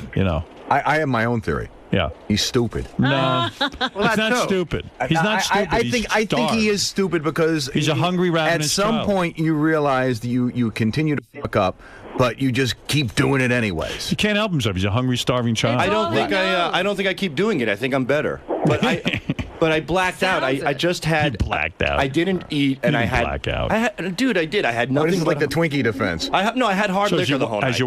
Has your wife talked to you at all? Yeah, like get the kids in the bath. No, she does talk to me, but it was just strange because She doesn't find any of this charming? No. Right. But the thing is, I've been going to therapy and I've been trying to better myself. Right. And I have, and I feel. This was a slip up, a falling off the wagon. That's all it was. Right. You'll be back. But when all this went down and she didn't say anything, I thought to myself, hey, this therapy's working. Because I think that she's in love with me again, and she's willing to dismiss all this. Oh. Yeah. So when I get in bed with her Saturday night, I go, She looks at me, I go, hey, honey, now it's your turn for some fun. I said Saturday night. I got drunk again Saturday, and she looked right at me, she goes, get lost. And that's why I go, get lost. She goes, and don't pull this, don't analyze this with me like this. Don't pull this shrink In therapy. other words, it's pretty simple what you're up to. Yeah. So it doesn't take a lot of analysis. Your wife's so hot, too. It's a shame. Right. Well, what's a shame about it? It's just a shame that, She's stuck with you. yeah. Oh, fuck. She's so hot. It's too bad. Wait a minute. You think therapy's working because your wife's putting up with your shit? No, I think it's working because I'm trying to change myself, and I think she's. Yeah, but you're not. I'm thinking about all the successful, nice guys out there who would give their left ball to be fucking Sal's wife. And, some of them are. Look at the guy who shot up the health club in Pittsburgh because he was rejected by women all of his life. Yeah. Sal's not that bad. No, but I'm just saying. I just know there's so many guys out there who would like worship her and like treat her right. She chose Sal. Treat and, her right. Like They buy her the Land Rover. Right. She thought he was cute and funny, but she expected him, I think, to grow up. You know, people go out, they get drunk, they do stupid things at parties. It happens. You don't, in front of your wife, you don't whip your dick out and like start playing find what's in my pouch, dude. Be happy Chicks with don't a like guy that. like that. The girl, you're pissing all over stuff. You're drawing jizz on her friend's face. That's wrong. You're insulting everybody at the party. Yeah. Well, I was trying to have. You look. You're no one to be proud of. Most 40th parties you don't remember anyway. Remember Dick Van Dyke in his TV show was a comedy writer. But when he went home, he was like a regular guy. In the office, he got crazy with Maury Amsterdam and Rose Marie. Right. That's where you can go crazy. At home, you got like normal. Sure, he fell over the ottoman, but that was by mistake. Right. All right. I don't know. I mean, I'm just trying my best. I got drunk one night. Trying my best. I am. I really am. But even the drinking to that level that you black out. What's that all about? That's He's about unhappy. trying to numb yourself. Trying to forget about things. Self-medicate. Yeah. Yeah. Why not? Right. I mean, what else? Go for it. I'm going to be 40 in a month. Get the. I got about 25 more years. Yeah. Right. It's already all over. Look, the guy I admire the most just called me a piece of shit. Said somebody else should be fucking my wife. Right. Artie Lang said somebody probably is. Well, that was a stupid. That was a stupid joke. No one's fucking your wife. Come on. They're not. You're not. And nobody else is either. Right. Yeah. And nobody's losing weight on jet skis either, Artie. I mean, but I know jet skiing could get you that thing. Everybody would jump on a jet ski. Little Flab, I'm going to hop on a jet ski for a half hour. You jet ski for a half hour. Well, you can't afford one, but if you could afford a jet ski, if you could afford a bike and you rode on it, you might lose weight. All right, Sal. Interesting life. You're leading, and well, it was just a relapse. Whatever, not a relapse. A relapse of wholeness. Oh, Gene, just it sprung a leak. What?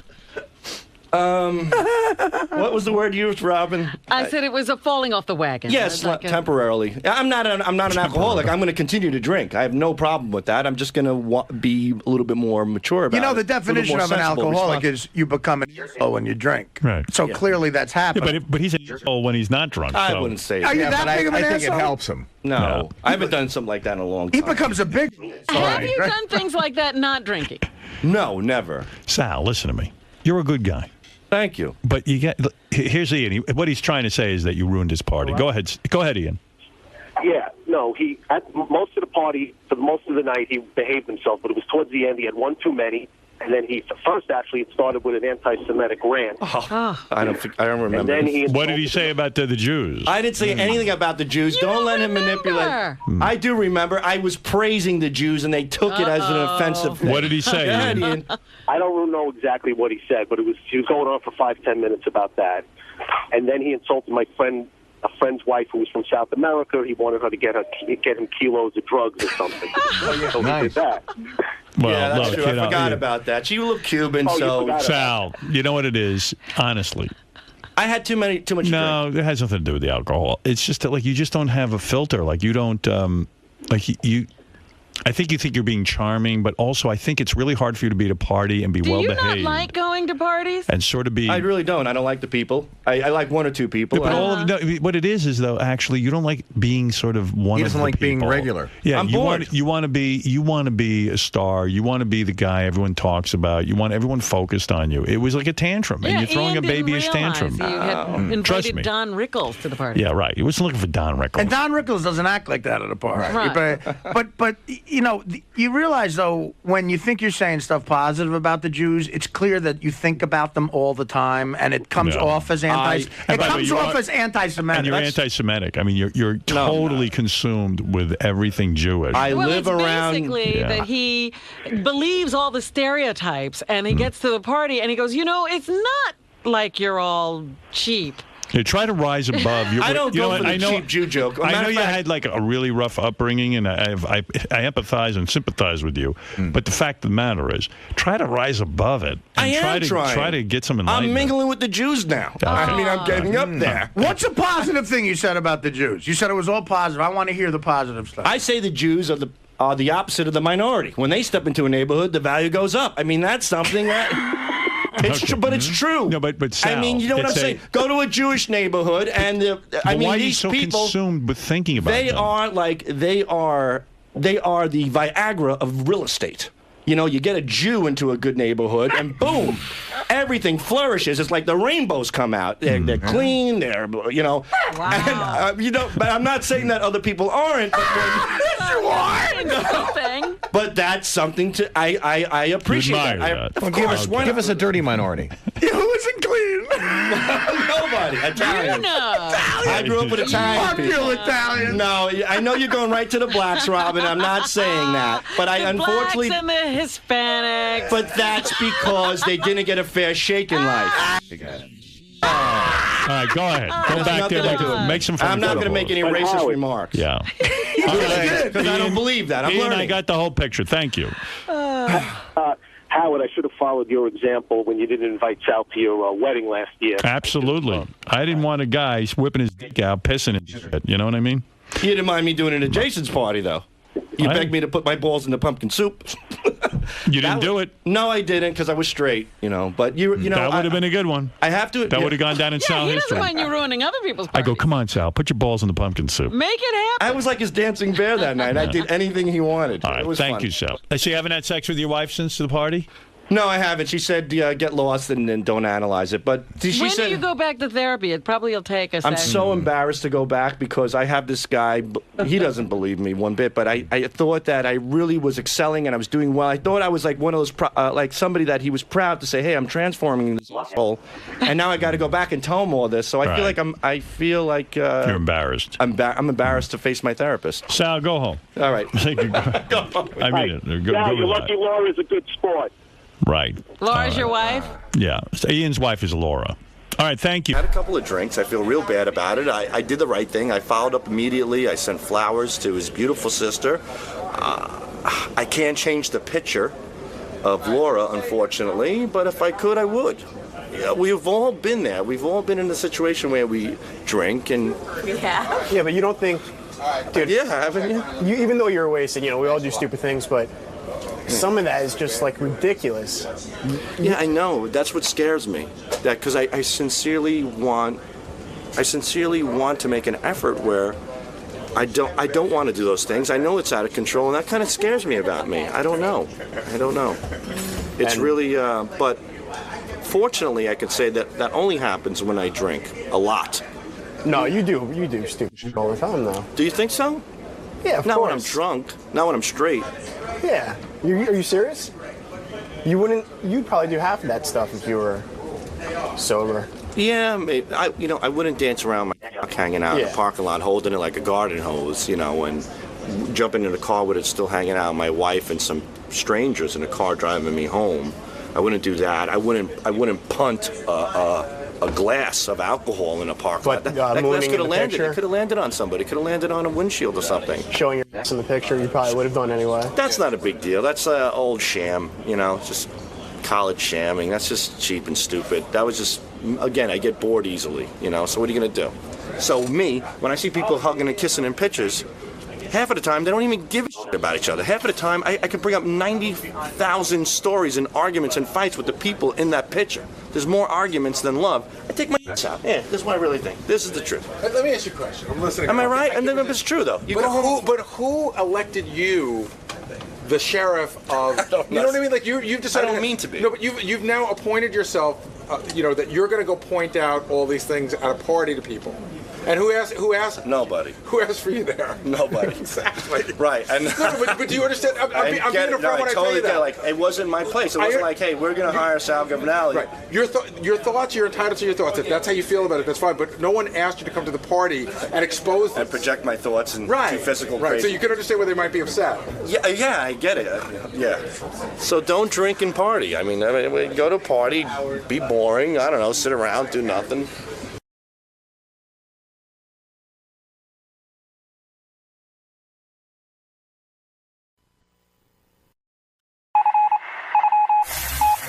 This is the best of the wrap-up show. A recap and behind-the-scenes look with John High and Gary Dell'Abate.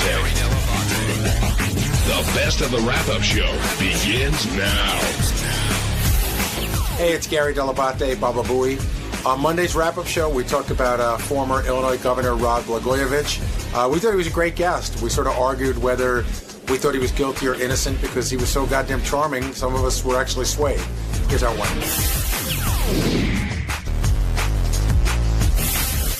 The former governor of Illinois, Rod Blagojevich. Thank you. Rod Blagojevich, who, other than having a last name that I find hard to pronounce, he came in and when I was talking about it with Howard on the air before, he's your prototypical politician, yet, and what I mean by that is he's extremely charming and can talk his way in or around anything. Robin came in during the break, and she goes, I think I believe him. And I said, I went to John, and I said, what do you think, John? John said, I think he's a politician. I said, but, he's very charming. He seems very, very regular guy. He seems to have a feasible answer for everything. And you did bring up the point, like, okay, so where's the case? That's the thing that keeps going through my head. I don't believe him, but if there's a case, why hasn't the government produced it? And I think that's a fair argument. So what happens if they find him innocent of everything? Does he get to be the governor again? I don't think so. I think the damage has already been done. Then can he sue them? He lost the governor. I would think he could of a major state because loss of income and whatever else, public. In fact, when he's tallying that up, I'll have to tally up the income he lost because they wouldn't let him go to do "Get Me Out of Here, I'm a Celebrity." I see Jason Kaplan itching to get in. Well, no, I can say if he's found innocent, and I think based off everything I've read about the case, that it might not even go to trial. If that happens, then there's going to be a major repercussions for both the prosecutor Patrick Fitzgerald and the guys that impeached him without listening to any of the evidence. I mean, you can't just... I thought that was the craziest move, that they impeached him based off a bunch of hearsay, basically. And if he's found innocent, I don't know how they're going to not get in trouble. Yeah, I mean, I know what was going on in the case. I know that the tapes that they say they have, which I haven't heard, but, I don't follow Illinois politics that much. So for me, I'm like, well, 111 people can't be wrong. Wasn't it like 111 people voted to impeach him and one abstained or one... It was an overwhelming vote, and I think he said... Wasn't he saying the one guy had a stroke or something like that? So, that wasn't... He couldn't get the pen to the right space? Apparently not, but again, you're right. We don't know Illinois state politics. I know, Jason, you're up on this kind of thing, but I find it... when you're innocent, and let's assume he's innocent now, what does he do? I mean, do you write a book? Do you make money any way you can to support yourself as you're fighting your case? Or because it seems like he's, and I'm not saying it's right or wrong, but he's, taking the celebrity and factoring that into this. Like he's making the next move if he's found guilty. Well, he's also using his celebrity to sort of, keep afloat. Again, if he's innocent, write the book, do as much as you can to keep yourself in the public eye before people forget about you, don't give a shit about you. Now, Jason, do you think there's partisanship going on with this? No, not from everything I've read about the case. No, actually, it sounds like the Democrats are more angry at him than the Republicans are. And I know he was implying today that this might have started, from a Republican movement to oust him. But as far as I can tell, both political parties hate his guts. And getting back to the politician comment, I have a better example of what I meant by that. A lot of times he would say, I wish I can answer that question, but I can't, or, kind of dance around it. Yet the questions he wanted to answer, he answered. And the ones he didn't want to, he couldn't really talk about. And that's like the classic politician move to me. Well, it depends. I mean, I guess you're right. I mean, I don't know exactly what's involved and what you're allowed to answer. And not only he knows what he's, under indictment for and what he can and can't talk about. And the other questions he didn't want to answer were about dating the captain of the cheerleading team in high school. Yeah, I thought it was weird because... Were you put off at all by that, Chase? Was it, I would have liked to hear it, but listen, dudes don't brag. How's he going to get other chicks? If he goes in and talks about, he gives up all the details on the cheerleader, how's he going to get the next cheerleader? Now, before Rod came in, he was being held up in the hallway. Do you know what was going on there? No, he wasn't being held up. We were running behind. He had to sign the release, and then I noticed that. So we have two green rooms here. If when you see the door open to the studio, if you see it on Howard TV, there's a green room on the right-hand side. There's a green room on the left-hand side. So on the right-hand side was Blagojevich and his sister, and his sister's girlfriend, and his PR people and all that. And on the left side, we were set up for the Sean King polygraph that never happened, which was Ed Torian. So I noticed that Mr. Blagojevich was in there talking to Ed, and it seemed like a very nice conversation. I got bombarded by everybody else, like, why is there a polygraph here? And I had to explain who Sean King was, what was going on. I was like, it's not for him. Don't worry. We're not putting him under a polygraph. And Ed was... Although I got to tell you, Howard's a crack-up, because he did put it out there in a very subtle way. He said to him, do you ever think about taking a polygraph? And, if he'd have said yes, then Howard would have gone, we have one right here. But Ed was there and ready to go the entire show, to his credit. Yeah, no, he stayed as long as I told him. But I was dying to know what they were talking about, because as he walked in, Blagojevich said to Ed, I thought you could hear it on tape. He walks in and he goes, take care, Ed. Good luck with the wife, or say hi to the wife. Gus in Georgia, welcome to the wrap-up show. Hey, thanks, guys. How you doing? Good, Gus. How are you? Quick question. The Blagojevich thing, did you guys not feel greased out by the guy like he was just a total liar? Well, it's hard to tell. Again, we don't know that much. Listen, from everything we've read, here's the thing. The smoking gun, from what little I know about it, are these tapes. So have we heard the tapes yet? Well, the thing is that he took, the way... No, but answer the question first, Gus. Has anybody heard the tapes where he says the things that they said that he said, that the seat is for sale? Oh, right. No doubt that it's just kind of, they pick and, they're choosing what they wanted to show the prosecution. But just the fact that he wants to trade something like that for personal gain, But how do you know? Has anybody heard the full transcript of the tape, seen the full transcript, or heard the full tape? That's what I'm asking. No, there's a court order against all of that. Right. So it sounds like, from what they say are in these tapes, that he's guilty, but nobody's heard or seen them. Why is it taking them so long to get to them? Well, that's fair enough. They probably don't have enough of a case to bring it to court. But in the court... Well, how much more of a case do you need? The guy's on tape, according to them, saying, I'm selling the seat. Right. But the thing is, it's like personal gain for your office, and that's how the government, the Illinois, the assembly in Illinois looks at it. They don't have to have that burden of proof. They just have to show that there was you're using your public office. I got it. So I'm saying, so show it and show it and prosecute the guy. Right. Well, and I think that's what we're saying the whole time. Like, the reason why they're letting him go out there and go and sort of try to build up trust on his side. It sounds like he's guilty, but why haven't they gone yet? And Gus, I think he did sound very slick, but that doesn't necessarily mean that he's being dishonest. Right. Another thing that Rod said was he talked about gay marriage, and he said you can explain who was in the green room and how. Well, his sister and his sister's, I guess, partner. But he said he called her his sister-in-law, which I thought was really funny. But his sister and his sister's partner are gay, huge fans of the show for ages and ages. Always thought that Howard has been very supportive, and that's who he brought with him. And he said that he fully supports his sister and is all for gay marriage, but when it comes to the state, I forgot the wording he used, but they're not there yet. Fred and I were just talking about that. Fred said that he felt that he called the people of Illinois stupid without saying it. I thought that he was being much fair. I didn't think it was being that unfair. I thought he was sort of saying that I think that it's inevitable that gay marriage will be allowed in this country, and I agree with Howard's comment that in 20 years down the road, we'll be like, what was the big deal? But everybody's got to sort of get there on their own. Sometimes you can't just shove it down people's throats. And what he's saying is that the people of his state aren't quite ready yet, but he feels that it's moving in that direction.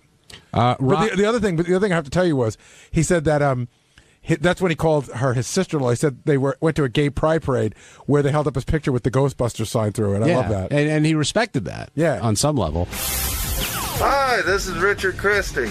And on Tuesday's wrap-up show, I talked all about my love for Halloween. Personally, I don't know what the hell they're talking about, me being immature and that I should grow up. And it's just something that I enjoy. I don't see a problem with it. I love Halloween. Fuck it. I'm a young at heart. So here it is. Check it out.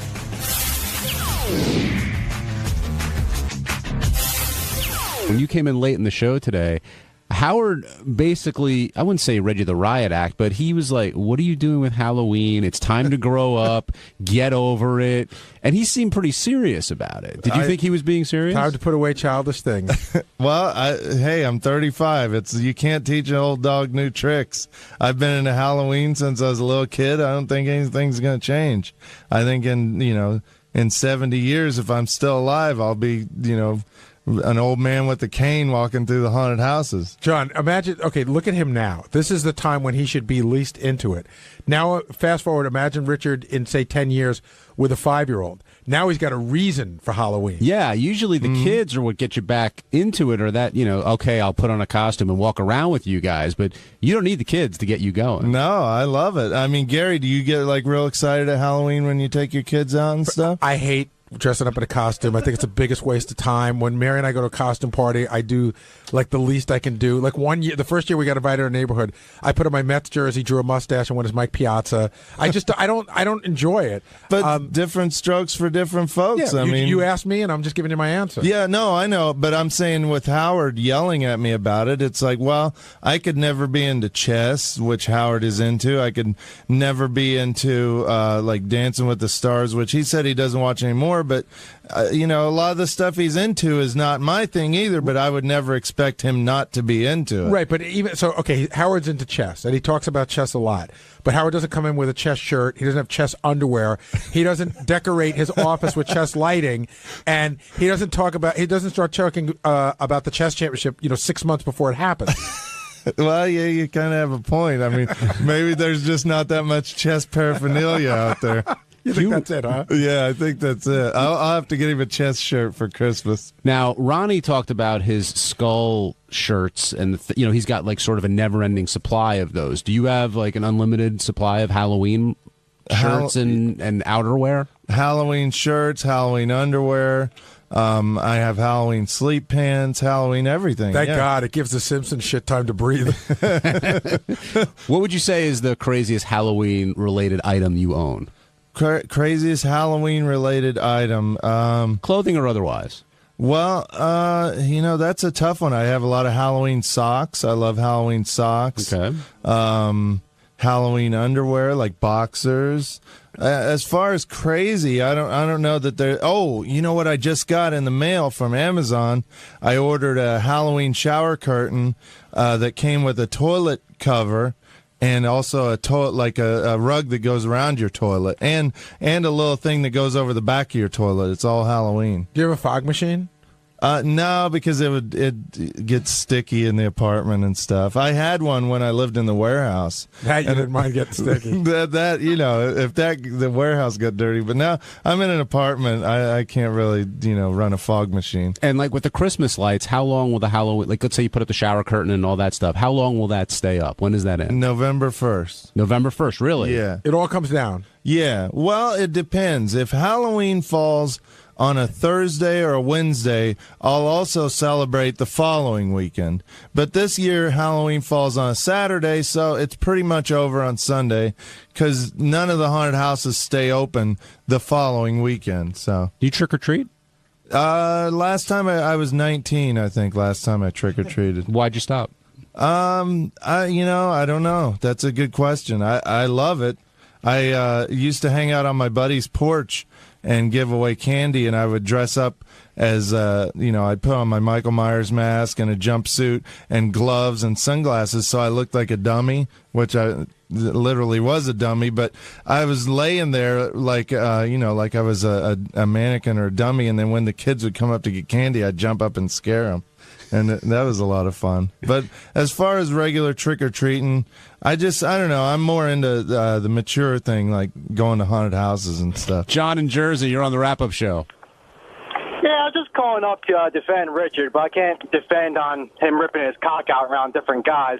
But with the Halloween thing, I mean, it's just something he enjoys doing. I mean, people have different interests. That's something he likes to do, So you think Howard was wrong for telling him to grow up? Well, no. I mean, Howard does a lot of foolish things. Every 9 seconds, I'm sure he has to go out and wash his hands and use antibacterial stuff.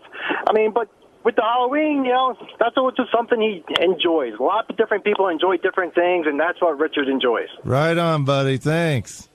Hey, no problem. Is it hard to find a lot of other adults into Halloween, or is it not that uncommon? No, it's a very common thing. I mean, I know tons of people that are into that, and there's conventions that I go to. There's haunted house conventions, and you even have one of your relatives owns like a haunted bed and breakfast. Yeah, right? I think that's funny too. Yeah, it's a huge thing these days. I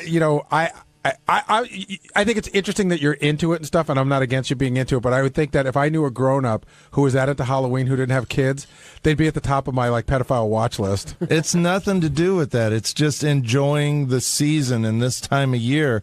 Like, it's the same as enjoying Christmas, which Christmas is right up there for me, too. I just love that time of year. I love horror movies and heavy metal. Like, my favorite heavy metal singer is King Diamond, and he has a song called Halloween. And every one of his albums are about ghosts and creatures and stuff, and I love that stuff. David in California, you're on the wrap-up show. Yeah, hey, Richard he takes Halloween to the extreme, just like he takes all the gay shit to the extreme. The bottom line is there's people like myself that are normal guys that Halloween when I was a kid was always a time of freedom, the night. So I like to decorate my yard, and I first started when I didn't have kids, and now I do. And it's just a great time. It's great to see the kids come up and get scared, and they're enjoying it. And I'm thinking they're enjoying it like I did when I was a kid, Well, David, I think the difference and the point Howard was trying to make is Richard's wearing Halloween shirts every day for months. I mean, it's not like on that day all of a sudden it all comes out. It's almost an obsession with Richard. And again, we're not judging it. We're just telling you how it is. And I even have dreams. I have nightmares where in my nightmare I forgot to celebrate Halloween. There was no Halloween. Yeah, and I'll wake up, in my nightmare, I wake up Halloween morning and I'm like, holy shit, I forgot to celebrate Halloween. And it's such a bummer. And then I'll wake up and realize, it's September 5th and I still have time. So that means you're gay. Were you ever sick, or was there ever a reason why you had to miss Halloween? I got sick at Halloween Horror Nights, Universal last year, but I was a trooper, and even though I threw up 5 times, I still made it to all the haunted houses. I'm sure everybody in the houses were thrilled that you were there. I was scarier than the monsters, the noises I was making. Hey, what's up? It's Jason, and on Wednesday's wrap-up show, a bunch of us, all the guys in there, were talking about the dinner Howard may have and how we all wanted to go or wanted to invite ourselves or were upset that we weren't invited. Everybody that is except JD, I'm not really sure what his opinion was because I don't really understand a word that came out of his mouth. But maybe you guys can figure it out. Check it out.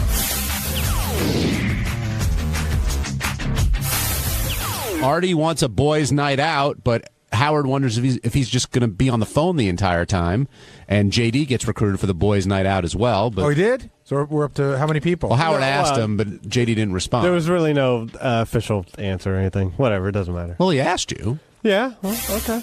I take that sort of half serious. Why? I don't know if he necessarily actually wants me there. He asked you point blank. That's on the air.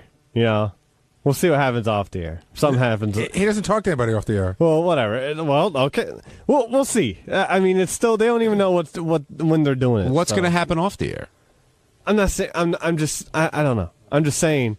It's. He asked you on the air. If you're not there, he's going to go, "Where's JD?" And I'm going to go, "I don't know. He didn't take it seriously." No, well, first of all, I have to be told. Listen, no plans have been made. So until that is done. If I get the plans known to me or something, then I'll go, I guess. Doesn't sound like you really want to go.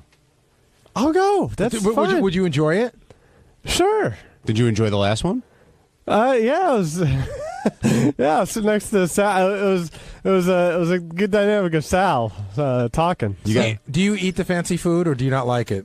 No, I eat I eat Nobu food. Oh, good. Okay. Well, because some people don't like seafood. Well, I mean, but fancy. Listen, I'm not a particular a fan of fancy food, but I mean, the problem I have with whenever I've eaten at nice restaurants is the portions. The portions seem they seem small, but after you eat it, you seem okay.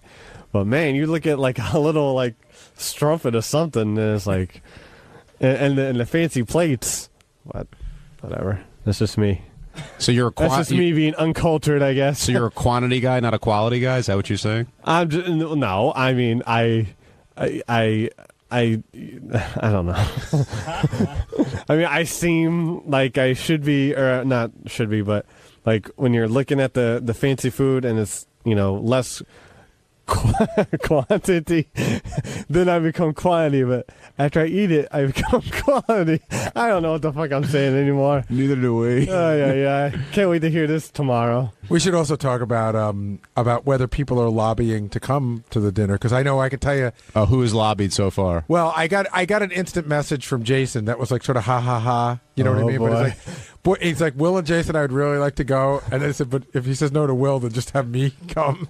Really? It was a joke. It was a joke. You sure it was like, if you can't get both of us, then get me in. So it was one of those jokes, but also asking to be included in the dinner. I got the impression that they would like to come. But for Jason, I got the impression he'd like to come no matter what. And I think I know Will well enough where Will would like to come if he were invited, but is not looking to come if he's not invited. That's just Will's personality. Will's like, I'd love to come, but like, I'm not gonna fucking beg you to go. So wait, are you saying Jason's looking to come even if he isn't invited? Yes. You agree with that? Yeah, sure. Yeah. And then I'm waiting for Sal. Sal hasn't approached me yet. Usually what happens... Well, isn't Sal basking in the glory of being the hit at the last dinner? Right. And then Shirley comes to me, and he's interviewing me for Howard 100 News, and he goes, well, since Sal was such a hit at the last one, certainly be invited to this one. I go, yeah, but you're forgetting all the stuff that happened between that one that wasn't at the dinner. He didn't get invited to the wedding. He didn't get invited to a lot of parties. That was all since then. And usually what will happen is if it depends on who the guest list is, but say if it were me, Fred, and Artie, and Howard, that'd be one thing. But if JD's in there, then Sal will come to me and he'll just shut the door and he'll go, Did I do something wrong? He's almost like Costanza. Should I have not done that? Because if anybody told me that was wrong, I wouldn't have done it. So, and then I think he can get like that. But I mean, we're also assuming that this is just going to be show people. I mean, this is Howard's. I mean, Howard has friends. He's got like Ross and Richie Notar and all these other guys. I got to tell you right now, I was looking for just dinner with me and Howard. I figured we'll just go have a quick dinner early in the afternoon, early in the evening. I'll be home in time. We both have to be in bed early.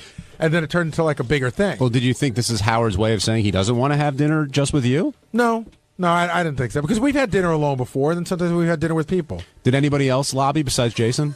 Not so far. He was the first. And only.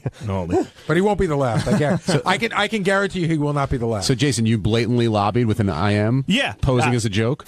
No, I wasn't a joke. Oh, I thought it was I was being dead serious. Oh, I thought it was sort of ha-ha, No, I would have wrote ha-ha afterwards. No, you know what happened? Real quick, when Will and I first started here, Gary did an amazing thing and set up a dinner with the two of us and Howard and KC. And we were both 22 at the time. We had both just started here, and we were both starstruck / scared out of our minds. So we blew it. I mean, we sat there in silence pretty much the entire dinner. And for 8 years, I was always hoping to get a second shot.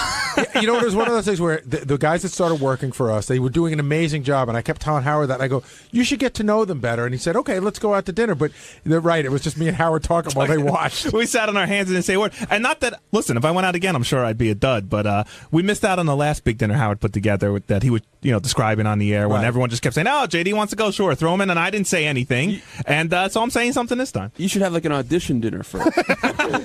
Who do I get? Who would audition me? Like, who do I have or to sit a practice dinner? I don't know. Like, like Gary could.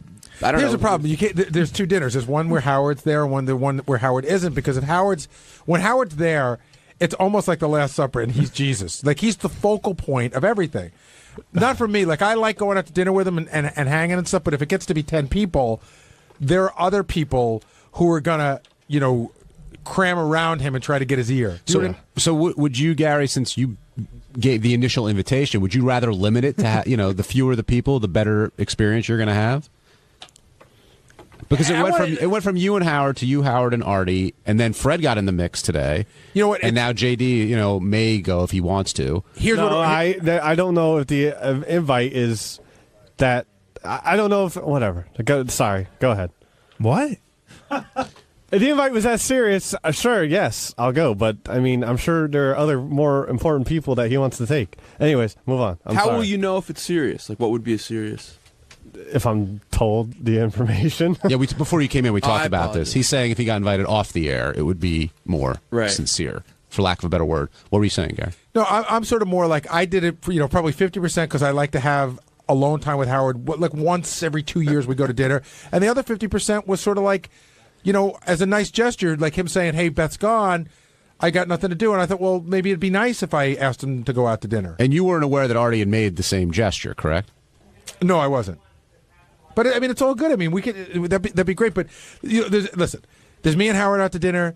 There's me, Howard, and Artie out to dinner. And then there's 25 people and Howard out to dinner. It's just a different dinner. Hey, I'd still go. I know it's, one, it's like sincere, and it's like, and everyone feels the same way. And also it's, maybe you're beyond this, but it's always good for your career. Like Howard's in charge. But doesn't it also feel like a little gay that we want to so much go to dinner with Howard? But I don't. I ask him to go to dinner once every 2 years. But I think, well, maybe not to you. And I think to a lot of people, it's like so important, and it's important to me too. But there's part of me, it's like, oh my god, so gay. Well, speaking of someone who asked to be invited to the dinner, I would say it's not like it's so important. Like I have to be at dinner with Howard, but like I said, there's 8 years between our first dinner and now, and look, the time's running through the sand glass. I mean, the hourglass here. Yeah. How many other opportunities are you going to get? I think I like being with Howard. I think the actual joy of it, though. I mean, I like him. I like you guys. I like everyone here. But the joy of it is not as big as the pain of not being invited. That's bigger. Yeah, we should ask Scott the engineer how that pain is, because he has yet to be invited to any dinners. I think he's developed a callus to pain. Yeah, Jason, you're complaining about Scott never had that opportunity. I'm not complaining. I just threw my hat in the ring. I didn't want to sit on the sideline like I did last time. That's all. Maybe you could have a dinner with like a table, and then like people like tables around the table. There could be an inner table. I'll tell you what, if I get invited, I'm going to be on time. That's all I know. I'm going to be on time. I'm going to order quickly. I'm going to eat my food. I feel like the way Jason described it, it's almost like as a rookie, he went to the Super Bowl and didn't win, and he's never been back since. Yeah. And now he's a veteran. That's a good analogy. Yeah, my career's coming to an end here. Right. Let's move. I need to get back to the Super Bowl. But isn't this would you say this lobbying is hurting or helping Jason's cause?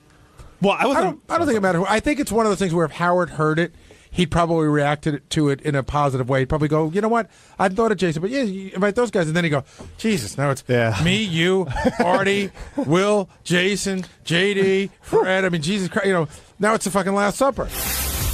On Thursday's wrap-up show, we ended up talking a lot about autographs. Artie, Gary, Greg Fitzsimmons, myself, we were all debating what makes it worthwhile to go up to someone and ask them to sign a piece of paper. And naturally, everybody had very strong opinions about it.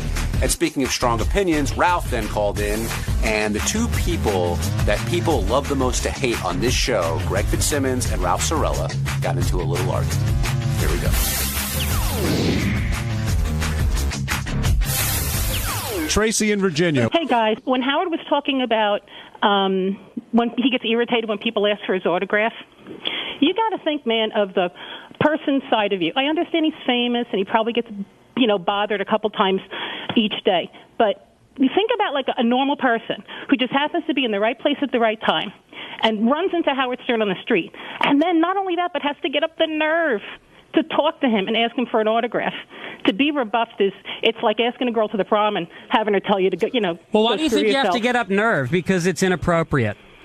Well, I don't know. Well, hold on. If I can answer a lot of this, because I've been with Howard for a long time, and we've gone through a lot of discussions regarding autographs. Like, I get him to autograph some stuff, some pictures, and he hates doing it. And I think that this comes from his family, especially his mother, that autographs are a frivolous thing. He's never liked autographs. One time Jackie, Fred, and I gave him for his birthday, like nothing special, but it was a Mo Howard autograph. It was a picture of the Three Stooges. He loves Mo, and he goes, I can tell right away he didn't like it. And even when if I talk about like I have a bunch of sports paraphernalia in the man cave that's autographed, he goes, autographs. I don't get it. He wouldn't get it if he were Howard the Garbage Man. It has nothing to do with his celebrity. He just thinks that autographs are frivolous. Well, it's irrational because he's good at talking. He does a great radio show that he works his ass off on, and then he gets very little free time. And now, during that free time, at any random moment, he could be talking to Beth about, one of his relatives being sick, or you could be in the middle of a fight, and then you got to stop down, be cheery, and do something that it's not even what you do. You got to sign something. But you could say that of anybody who gets asked for an autograph. Clearly, Jason is fat. No, but as a fat guy, I have an opinion on this. It's it's not so much for asking the first time, because Howard could just say no. I think it's the people that won't take no for an answer. That's what's fucking obnoxious. You opinionated tub of lard. It also depends upon the circumstance. I mean, Howard talked about he was at a school event with his daughter. You got to pick your spots. And it's not. It's also Howard saying no, but then he's like, he knows people are like saying, well, what an asshole when he says no.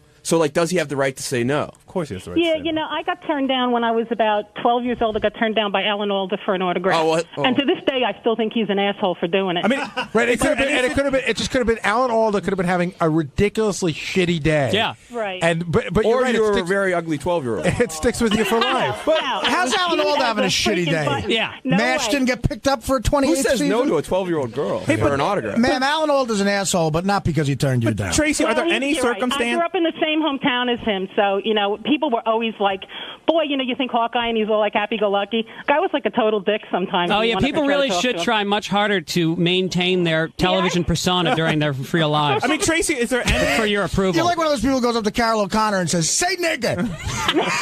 Is there any... Say fag! Is there any situation where it's inappropriate to ask for an autograph then, according to you? Or should everyone just... you have to look at it. All right, I'm not a celebrity, obviously, but you got to look at it, man. When you finally freaking get to see somebody that you like, and then you just want to stare at them, but then when you actually get the balls to go up and say, hey, I like what you do, and they pretty much tell you to go screw yourself, and it's not like Well, what do you do for a living, Dingbat? What do you do for a living? Oh, I'm a graphic artist. So okay, so say somebody. I'm a graphic artist. Okay. So say somebody recognizes your work. What do you work on? Comic books or video games? No, I work on a real estate magazine. Oh, that's awesome. So somebody recognizes a house that you've written for sale on the side of, and they come up to you while you're talking to your child, and you're having a real moment where your child has just said, "Mommy, I really love you." You're but taking I'm the gay. soap out of your child's mouth. And someone comes up to interrupt a 12-year-old you. Alan But Greg, you're bringing up the worst case scenario. A lot of times people are just walking down the street, and what about that? Why don't you use that as an example better? Howard's walking down the street. He's not doing anything, but it's still his time. It's his time, and he works hard for it. It's not. I guess you're right, but it's still to me that's part of the price of being celebrity. Summer of '88, I'm on Bleecker Street with my friends at the back fence. Oh no! I walk out. I'm 19, on every pill ever made by a pharmaceutical company, and a lot of booze. And I see a mulleted Gary Dell'Abate. True story. Walking down the street, my buddy Joey Truncal goes, "That's Gary Dell'Abate," and I turn around, and 2 inches from Gary's face, he has a woman on his right arm. I say, "Baba Booey!"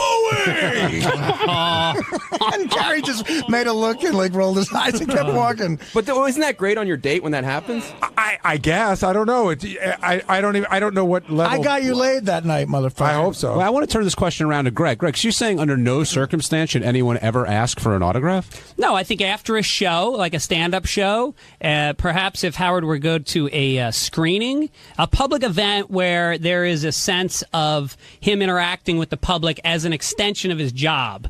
But if he's having a moment where, like Gary said, walking down the street, sitting at a restaurant, should he always just be available? Because to me, he can't be good on his show if he comes in exhausted and he hasn't had some downtime. So, let him recharge without having to necessarily be a fucking puppet for a bunch of people that want some contact so their lives don't seem as empty. I know most of us in here know this, and I don't know how many, probably a lot of the audience knows it, but Richie Wilson and I were talking about this the other day. I love what Steve Martin does. And at first, when Richie Wilson first heard about it, he said he thought it was douchey. And then when I showed him what it actually said, Steve Martin does not sign autographs, but he gets asked all the time. So he carries business cards. And if you ask him for his autograph, he pulls out a business card, and it says, "This is to certify that you had a close encounter with Steve Martin, and he was a nice guy." That's great. I think it's some cool. Yeah. But now no one else can do that because he does that. Yeah. I saw him in the park the other day, and I asked to take a picture with him. I didn't get the card. Oh, really? You should have asked for the card. Or a picture, because I didn't have a camera, and he didn't I know. either. I saw him in the bike shop in my neighborhood when I lived on the west side. I should have. Well, I asked if he had a camera on him. The card would be great. Ralph Sorello, welcome to the Wrap-Up Everyone has Show. a cell phone camera. Hey, now. Hey, Ralph. I'd like to talk about this autograph thing. I don't see, Greg, I don't see why you're just so nasty to that woman, calling her a dingbat and insulting her and she has an empty life, because if she runs into somebody famous, an autograph would mean something to her and it'd be kind of a special thing. Ralph, I get that. I get that, and I think it's part of celebrity. Can I ask you a question, honestly? Let me just finish for a sec. And I think it's part of being a celebrity. I mean, getting your picture taken and all of this. I mean, some people might not like doing it. Some people might. You know what I mean? But is it possible that some people become famous as an extension of them being very talented and finding the right occupation and excelling at it, but it not being what they signed up for? To sign autographs and Yeah, I agree with Ralph, Greg, a lot in the sense that there's a lot of occupations that you love to do, and you may not sign up for every aspect of it. But if you love 90% of it, then you have to take the other 10% Why? with it. Can't you just do the 90? No, but see, that's easier. I don't like waking up early, but I love this job, so I wake up early and come here. Why do you have to do the other 10%? Because it's part of the job. No, it's not. Yes, it is. No, your job is to entertain people and to put material out on the airwaves that people will pay to listen to. Okay, so in answer to that, you're right. It's not part of the job. But then don't be disappointed if you end up on websites that people call you an asshole. I also said if someone asks, you should do it. I just, as a philosophy, feel that it is an imposition and it's beyond. I feel like a lot of people that are famous actually, believe it or not, are very awkward socially in their personal life. Like one very famous person we all know. That's a huge revelation. That doesn't mean you can't stop and fucking sign your name on a piece of paper, wherever the fuck it is. So you should make somebody who you really enjoy uncomfortable. You should but it doesn't destroy always, a moment for them, for yourself. It doesn't always do that. Some people do like doing it. Some celebrities enjoy it.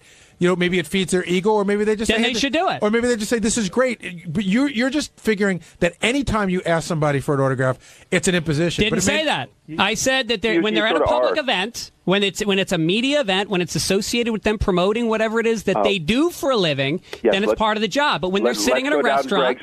let's go down Greg's okay autograph list. The bottom line is you look like an asshole, and Ralph, can I ask you something seriously? You have the right not to do it, no, but Ralph, you look like an asshole. Honestly, the last 3 or 4 times I've been on the show, you've called in and been really hostile to me, and I'm wondering if there's something underneath it.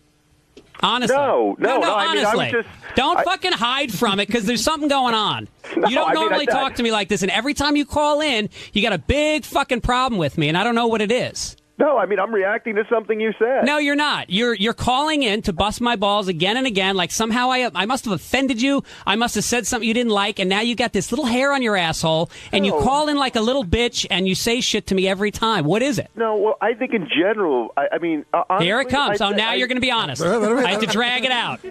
Yeah, no, you don't have to drag it out. You don't have to drag anything out. Because you weren't going to say anything. No, but it's a larger thing. I think in general you come off bad on the air, you come off whiny, and you come off like an asshole, and that's what I said last time. Yeah. When we were talking about all this stuff, and I just said, well, maybe you're just an asshole. I mean, with all this trouble you have, you're getting in fights on the street over because somebody waved at you the wrong way or something, and you were just talking about this autograph thing, and I think you're way off. You're insulting this caller who's a subscriber who pays money, and you're putting that woman down. I just think you're being an asshole. So you're the police of decorum on the Sirius Network. I'm Howard really shouldn't. We shouldn't. Let's not respect Howard and Baba Booey's decisions on who should be on the show. Let's listen to the fucking dresser, the Ramon clone, who calls in because he sits naked in his fucking bed all day with nothing to do, and then decides to be the police for Sirius. I have a robot. Artie, I'm will you not take naked. a photo with me? You're amazing. You're such an important, integral part of this network. Thank you for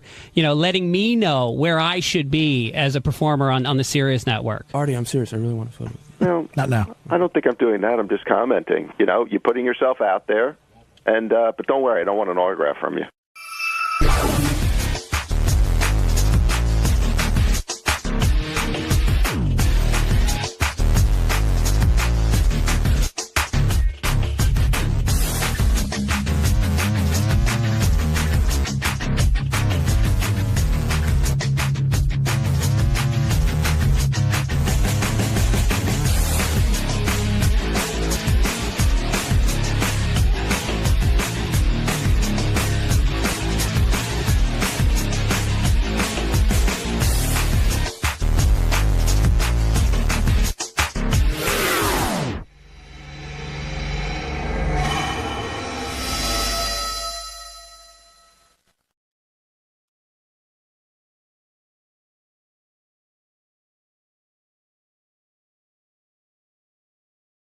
on my face, man. What's up?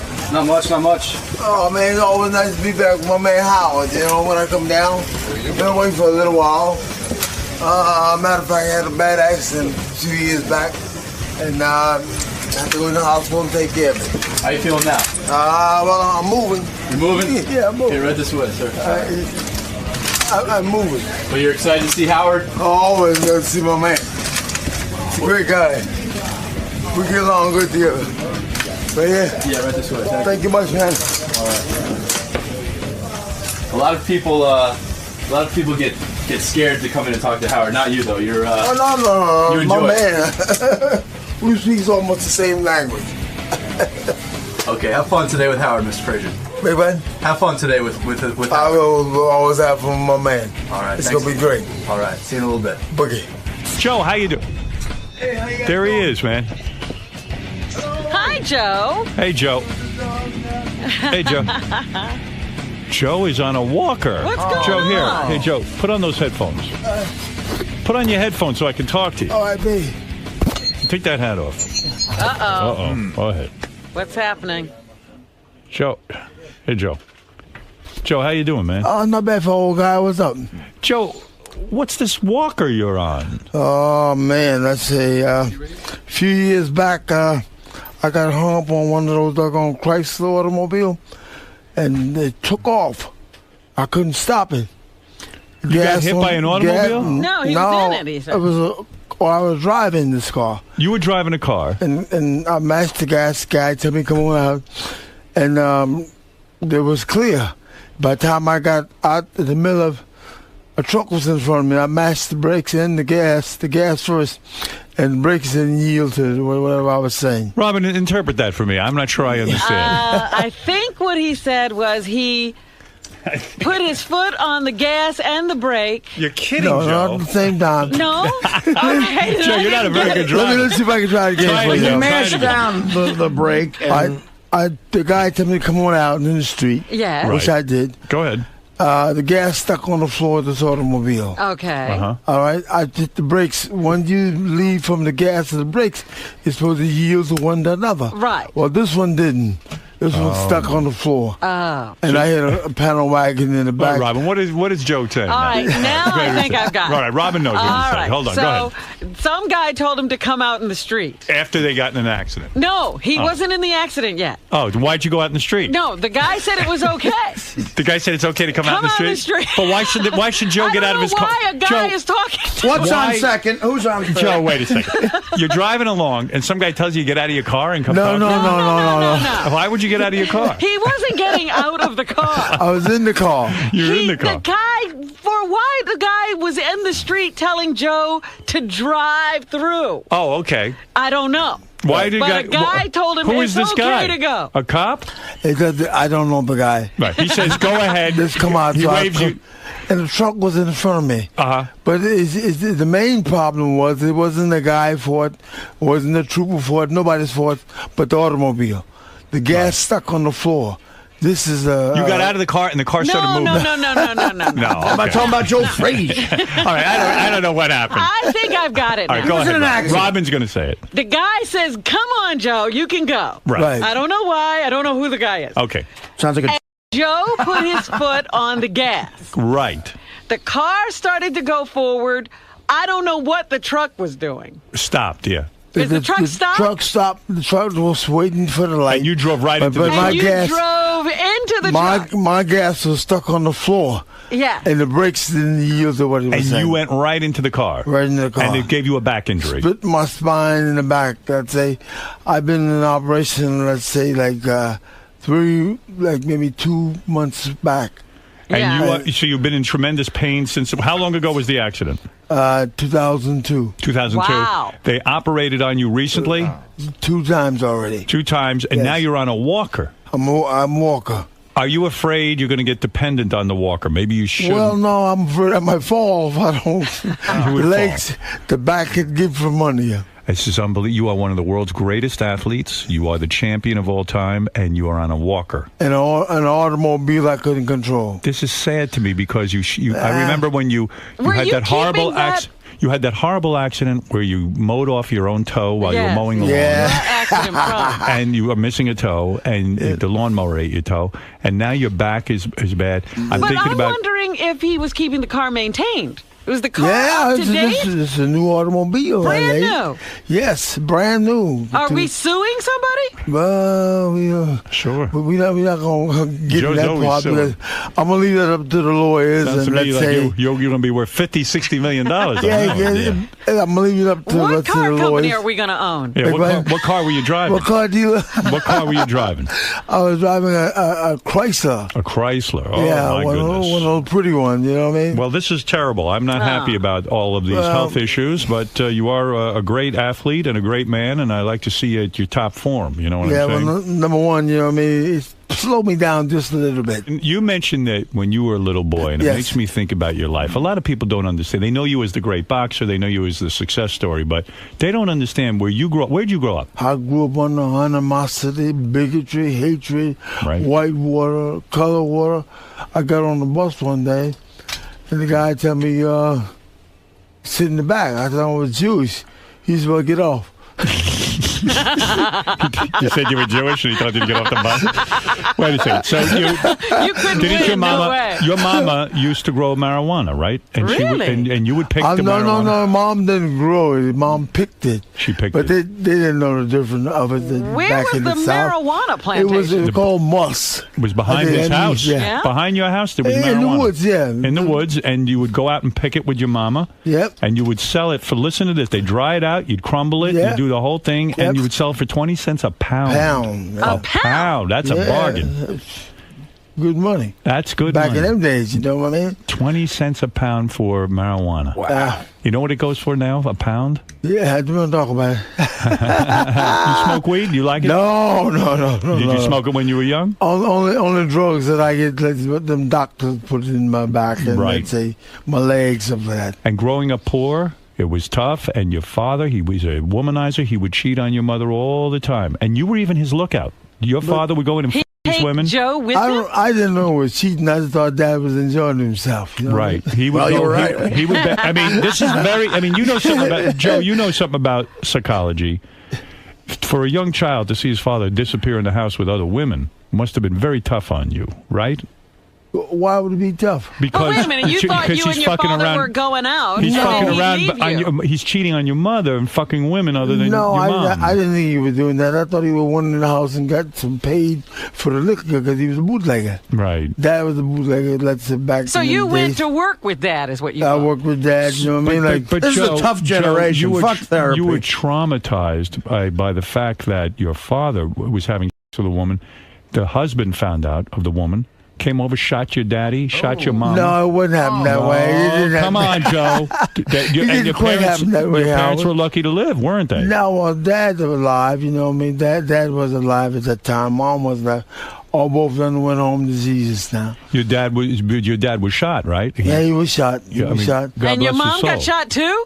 Your mom got shot too. Yeah, because the man he was mad at Joe's daddy. Yeah. He was mad. This is very, very psychologically damaging, isn't it? It's been, but that was them days at that time, Howard, you know what I mean?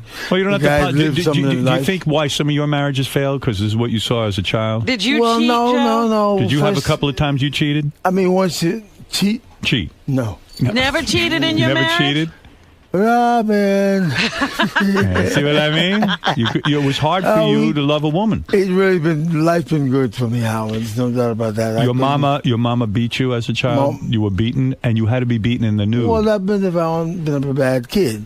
No, you were not a bad kid. Why were you bad? What did you do that was so bad? Now, let me explain to people. You had to be beaten naked because your mama didn't want you to ruin your clothes and rip. She was afraid the clothes would rip during the beating. She was hitting him so hard she might destroy the clothes. So you were asked to be nude in front of your mommy. Well, then How old were you? You keep your underwear on. 28. You know, just the pants have to be taken out because the feeler couldn't go through the clothes. Right. She wanted you to feel the switch. She wanted you to feel the switch, and she didn't want you to rip your clothes. And was it humiliating to you? Was it embarrassing? The mama would see you naked, in your underpants. And no, but she was naked. She was nude too. No. Wow, that's no. That's erotic. No. You wild man. That is something else. So, no, Mom wasn't Some odd shit going on in that house. But you didn't get you. How many brothers and sisters did you have? Let's say like maybe 8 brothers and 3 sisters. Right, you don't even know the exact amount. You say like maybe. I know them all. I know them all. You do. Are they alive still? Oh yeah. Yeah. And I mean, you didn't get great care as a kid. I mean, there was one time you were hit by a 300-pound. Ooh. And you like me. It looked like me. That's where the left hook come from. Right, and you dislocated your shoulder, and your mama just rubbed cabbage leaf on your injury. A little syrup and salt. And as you say, you had a dislocated shoulder, and they would just rub cabbage leaves. Left hand. Yeah. I didn't get a scrap, but it was my money maker. I mean, and then when he got older, was never fixed. It was never fixed. No, I fixed it a few years back. Yeah. You know, after I got, let's say, quiet down some, and get the job done right. The doctors. So you. Then when he got older, he got hit by another 300-pound named Chuck Webner, right? Right. Did you ever fight Chuck Webner? No. You never did? No, you're the wrong guy. Come on. You had the wrong black guy. The Bayonne See what I mean? See what I mean? Nobody knows what's going on. I think it was Muhammad. Ali fought him. I hear you now feel bad for Muhammad Ali. I know you for years you were his enemy, but you now feel bad for him. I'm surprised. What he called you, when he would call you gorilla, this and that, the other thing, I never liked him for that. I felt he was racist because you were a darker-skinned man, and now you feel bad for him. You shouldn't feel bad for him. Yeah, well, he's getting his punishment now. I do feel bad, you know what I mean? You do. Because I figure that all the guys that been in this game like me and been around the world, we should be able to enjoy life, have fun, right? Go around and talk to people like you, right? As if now and Beaver and Robert, you know what I mean? Yeah. I think these guys should be the guys to have a good time because it's a rough job, man. It is a rough job. It's a sacrifice, and you know you love, stay away from the pretty girls. You love boxing. Love it. But you don't like this mixed martial arts. You're against it. You don't like this punching, choking. No, I don't know what they're doing. Face? You don't know what they're doing. Robert, I don't really know what they're doing. Yeah, wrestling is what it looks like. That's more like women fighting each other. Yeah, I agree with you. That's not a manly thing. No, a man to the point doing this kind of work, it's like showing who's the tougher and the best. You know what I mean? Right. Fighting like 2 women. Yeah, I didn't understand that. A lot of the guys shoving. A lot of the guys wear bathing suits when they fight, and they look like bikinis, right? They do, and they shave their hair off their body, right? I ain't seen all this yet. He doesn't know what you're watching. So when you see this mixed martial arts and guys scratching, choking, kicking, no, that's the women game. kicking, choking, scratching. No, that's not the game because number one, well, it's. Maybe there's 2 ladies, you probably get to the point where they get tired and they can't continue. So they start scratching and biting and pushing. That kind of stuff. But men don't do that. You still getting how old are you now? Me, I'm 62. You still getting young pussy? Having myself a good time. You are having a good time? What's going on lately? Big Ben? You're not married, right? No wife. What's going on lately? What's the youngest girl you got lately? No, don't fool around anymore. Down, you don't get any? You need Cialis or Viagra? Big Ben? Do you take Cialis or Viagra for your hard-on? No, I need no help. I'm okay. You're okay down there? What, you got a girlfriend now? Big Ben? You have a girlfriend? Yeah, I have a friend. Oh, no kidding? How often is she giving it to you? Big Ben? I want to know that the champ is really getting sex. No, man, I don't have no problem with that. I'm really having a good time. Yeah, she gives you... I'm having a good time, and... she uses her mouth and... No back down. She uses everything. She gives you everything. Yeah. Her mouth, too, she uses on you? I ain't going that way. Why not? No. What, we're talking man to man? You probably a little finger, you know. Yeah. What's your favorite position when you want to have sex with a woman? Big Ben? Your favorite position when you want to have sex with a woman? I mean, me and the lady get together. I mean, as long as, let's say, a decent place. Right. To have, but do you like? Myself, do you like? I go and have it. You do, and do you like when she's on all fours and you get behind her, what they call the doggy position? Is that your favorite? Doggy. I can work with that. You can work with that. I love that doggy stuff. You know what I mean? I work back there. There was a rumor in the white community that the black man would not use his mouth on a woman's vagina to eat her. I ain't gonna talk about those guys no way. You know what I mean? You would do that for a woman. Big Ben? You would do that for a woman? Well, I mean, let's say if the top don't work, I mean, you gotta try something. So you will try it, and you don't see it as demeaning or you're the champion. that you shouldn't be bowing to a woman and doing this to her. I heard that a black man is too proud to do this to a woman. I think a black man do a lot. Right. Italians say different, though. They go, you say, suck a hole, you suck a pole. They think it's gay. They think it's gay. That's like, that was an episode of The Sopranos. Yeah. It's not gay. I do it. I mean, I like it, Joe. Joe, I eat it. You and the woman together, you know what I mean? Whatever you do with each other, that's up to you guys, you know what I mean? You got such a good attitude. Yeah, this is an important message for the black community to hear, I think. Eat pussy. I don't see no problem. You and that lady together, it's to the point if you try to, do something that she enjoy, you enjoy, that's all right. Right. So you would say to the black community it's okay to go down on a woman? Yeah, it's okay. If the woman love you, you love her. Right. Did you ever do any prison time? Business? Prison time. Did you ever go to prison? No. Never. Even when you used to I've steal been in jail cars? a couple times. You stole cars when you were first got... Yeah, but I never got caught. You never did. You were good at it. Yeah, I was good at it. I'd be scared shitless if you was robbing my car. No, back in your you prime. say, here, take it, I'll help you. I'd say, sir, I would like to help you steal my radio. No, if I saw you coming at me. I'd be like, what station you want on? Can I adjust the air for you? Yeah. I'd let you have the whole goddamn car. Just leave me alone. At that How time, old were you when you were doing that? About 16. 16. Still had that left hook by the way. Could you still steal a radio if you needed to?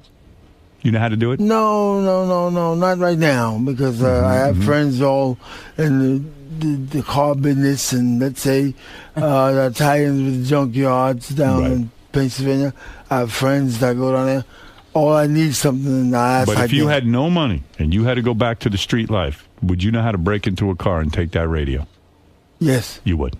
Yes, I You know have how to that do- skill. I know how to go in the car and get the radio. Did it ever I happen? know how to open the door. Did it ever happen where you were in the middle of taking a radio, and now we're talking about you in your prime, a big man, muscular, one of the greatest fighters of all time.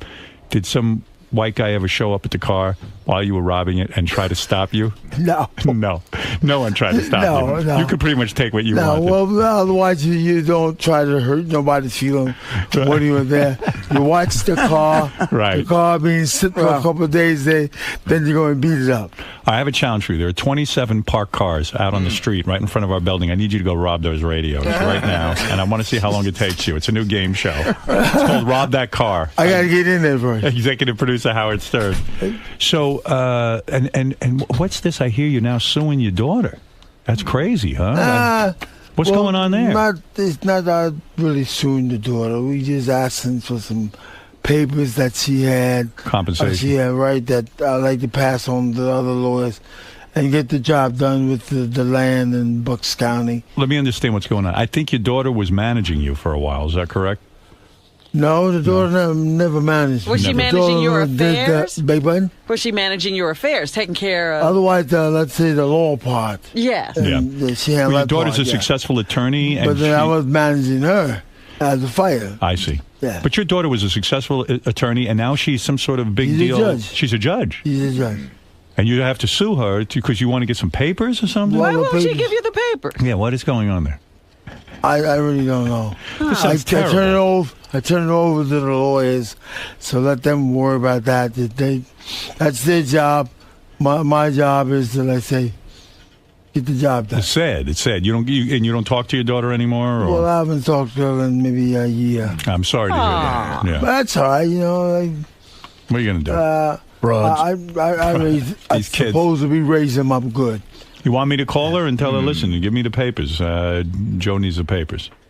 You want to do that? Okay. I might do that. Okay. I might call her up and say, listen, this is Joe. He's my friend, and I want those papers now, and let's stop the What nonsense. do we have to do to get What do I this have done? to do to get these papers? Okay. Maybe she doesn't have the papers. Let's go to something else. Yeah, maybe she doesn't have them.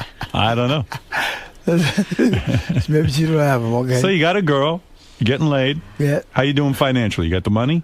Well, I don't know. I'm doing pretty good. You're doing all right. Everything's I'm all working. set? I'm going around singing and, let's say, public appearance, sign my name, sell to the fine people around the world. You are a Pennsylvania resident. Yes, sir. Oh, you're going to vote today? There's a big primary today. Obama or Clinton? Who are you backing? You're the champion. People want to know. They're going to follow your lead. I've been moving around so fast, man. You know what I mean? I really didn't watch too many political going on. You don't know who to vote for? I don't want to get into trouble of, let's say, voting for the wrong persons or whatever. I'm going to take a step back out on that. You're saying you're so... I've always like fighting, better man win. And I'm pretty sure both of them, whoever they get, they will do a fine job. But you know who's running, right? Big Ben. You're not going to vote? I'm going to vote. There's a primary today. Yeah, you could vote, yeah, you know. More vote. Okay. You know who's running, right? Yes. There's a black guy. Can you believe this? Yes. He's going to be maybe a black president. Did you ever think you'd see this? No. I mean, what are we talking about here? The whole world's What the heck is happening? What happened? Do you understand any of this? That's mean the whole world is being fair. So this is good for the black man, I believe. That's good for everybody. Good for everyone. Why is it just good for the black man? It's good for everybody. What was that, Robin? I'm just asking him, why is it only good for the black man? Isn't it good for everybody? Good for everybody. Hey, Leon Spinks is mad at you. He wants to call in. Do you mind if he speaks to you? Yeah, go ahead. Leon, please say what you have to say to Joe. Well, I had to take myself, so I had to get by the best way I can. All right, well, Leon, go ahead and explain yourself. No, I went on gang. We had jobs and whatnot. And I went in the service and whatnot. So, what do you think of this, Joe? What he's saying? I don't know what he's saying. Well, Leon, Joe doesn't understand. Leon, Joe doesn't understand what the hell you're saying. What's going on? No, I went on gang. We had jobs and whatnot. And I went in the service and whatnot. So. All right. But I think apparently a guy asked him to come in the street, and then he hit his car. I don't want to walk around and say I was a virgin, man. Come on. Well, Leon, we You never fought Leon Speaks, did I don't care. No. Yeah. I went to Minko never had I don't think you would be talking at all if he fights me. If you would you be saying this if you were in front of Joe Frazier I right wouldn't now? think he'd be talking at all if he get into full square with me. I'd take him away. Leon, what about getting top 10? Because he was nothing but a middleweight anyway. Yeah, and all those guys that step up from middleweight to like heavyweight, I took them out. I really didn't come to me that was heavyweight champion until a week later. Oh, really? All right, well, there you go. I mean, those are fighting words. I'm going to meet my wife back home. All right. All right, Leon. I Thank think you. he's offering you his wife. I don't know what's I think he just offered you his wife. He says that you are a better man and that he wants you to have with his wife. He must have. All women come out of woodwork. All right. Well, there you go. He's only had more fights with his mouth than he did with Leon, you're nothing more than a middleweight. Right. No, I ain't take time count. Oh, all right. Take a what? What is that? What did he say? Yeah, I don't know. I said you'd have to take a 9 count, I think is what he said. You would take a 9 count. That's probably why you're talking that way, because you was a middleweight trying to climb up into a heavyweight, and we shook your nerve. Well, that's... I do my best. All right. Thank you, Leon. Be my down sister. All right. Leon doesn't know when to shut up. I mean, Joe's saying stop. He says in a fair fight he'd beat you. Yeah. You don't like him. You don't like him? You don't like him? He says in a fair fight he would take you out. Well, it was time to all kind of women. Oh, you got more women than Joe. More women than Joe? I doubt it. How many women have you had, Joe? Minko never had a gold medal in boxing. One woman. I thank you, Leon. That wasn't Leon. Don't worry. Don't worry about it, Joe. You're not having a problem with Leon. One woman at a time. I think that was a tape of Leon. I don't even think that was Leon. I don't think that was him. Me neither. But it's great. I mean, look at you. I mean, okay, I'm upset you're on the walker. I know you're gonna. Now, is this gonna get better, or is this? It's gonna get better. I hope. Anyway, I just left the hospital after 6-7 weeks apart, and I'm walking pretty good now. I went back in and had a lot of things straightened out. You're still handsome, I'll tell you that. You look good. You look good. I don't know why. You look good. Well, you do. You keep yourself in shape. Frank, go ahead. You're on the air. Hey, Joe, how you doing? Hey, Frank, what's up? I just want to give you a warning. I want to give you a heads up. Make sure you got your bearings there, but there's another fighter in the room. Just watch yourself. Artie. Yeah, Artie's a fighter. Artie could go on. Yeah, Artie, you think you could take this guy right here? Take a look What at him. do you think, Joe? There's a heavyweight for sure. All right, sit down. You're going to give yourself a heart attack. Let him stay behind the radio. Right. You're dead straight, buddy. I wouldn't even try it. You're the greatest. You took a lot of punches. You gave a lot of punches. You fight hard. You love hard. You live hard. And the Lord's been good to me. And the Lord has been good to you. Yes, He has. You've had them all. I've done it all. You've had sex with black women and white women. Did you ever have a famous woman Big man. Did you ever get to enjoy a famous woman, have sex with a famous woman, someone who was well known? I think Will wants me and they to get involved, but she's famous. You know She's famous in your bed. You make him famous, Right. but did you ever get one who was famous already? You never had a movie star or a TV star? No.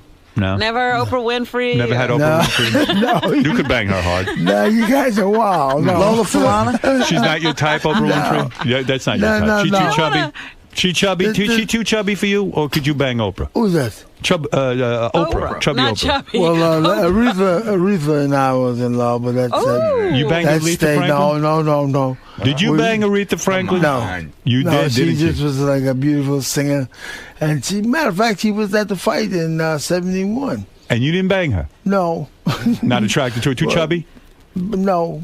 It's the idea that I never got a chance to really get to know her no more than hi and bye and listen to Would the you records. bang Oprah Winfrey if she came on to you? You want to bang a billionaire? Would don't you bang Oprah Winfrey if she came on to you?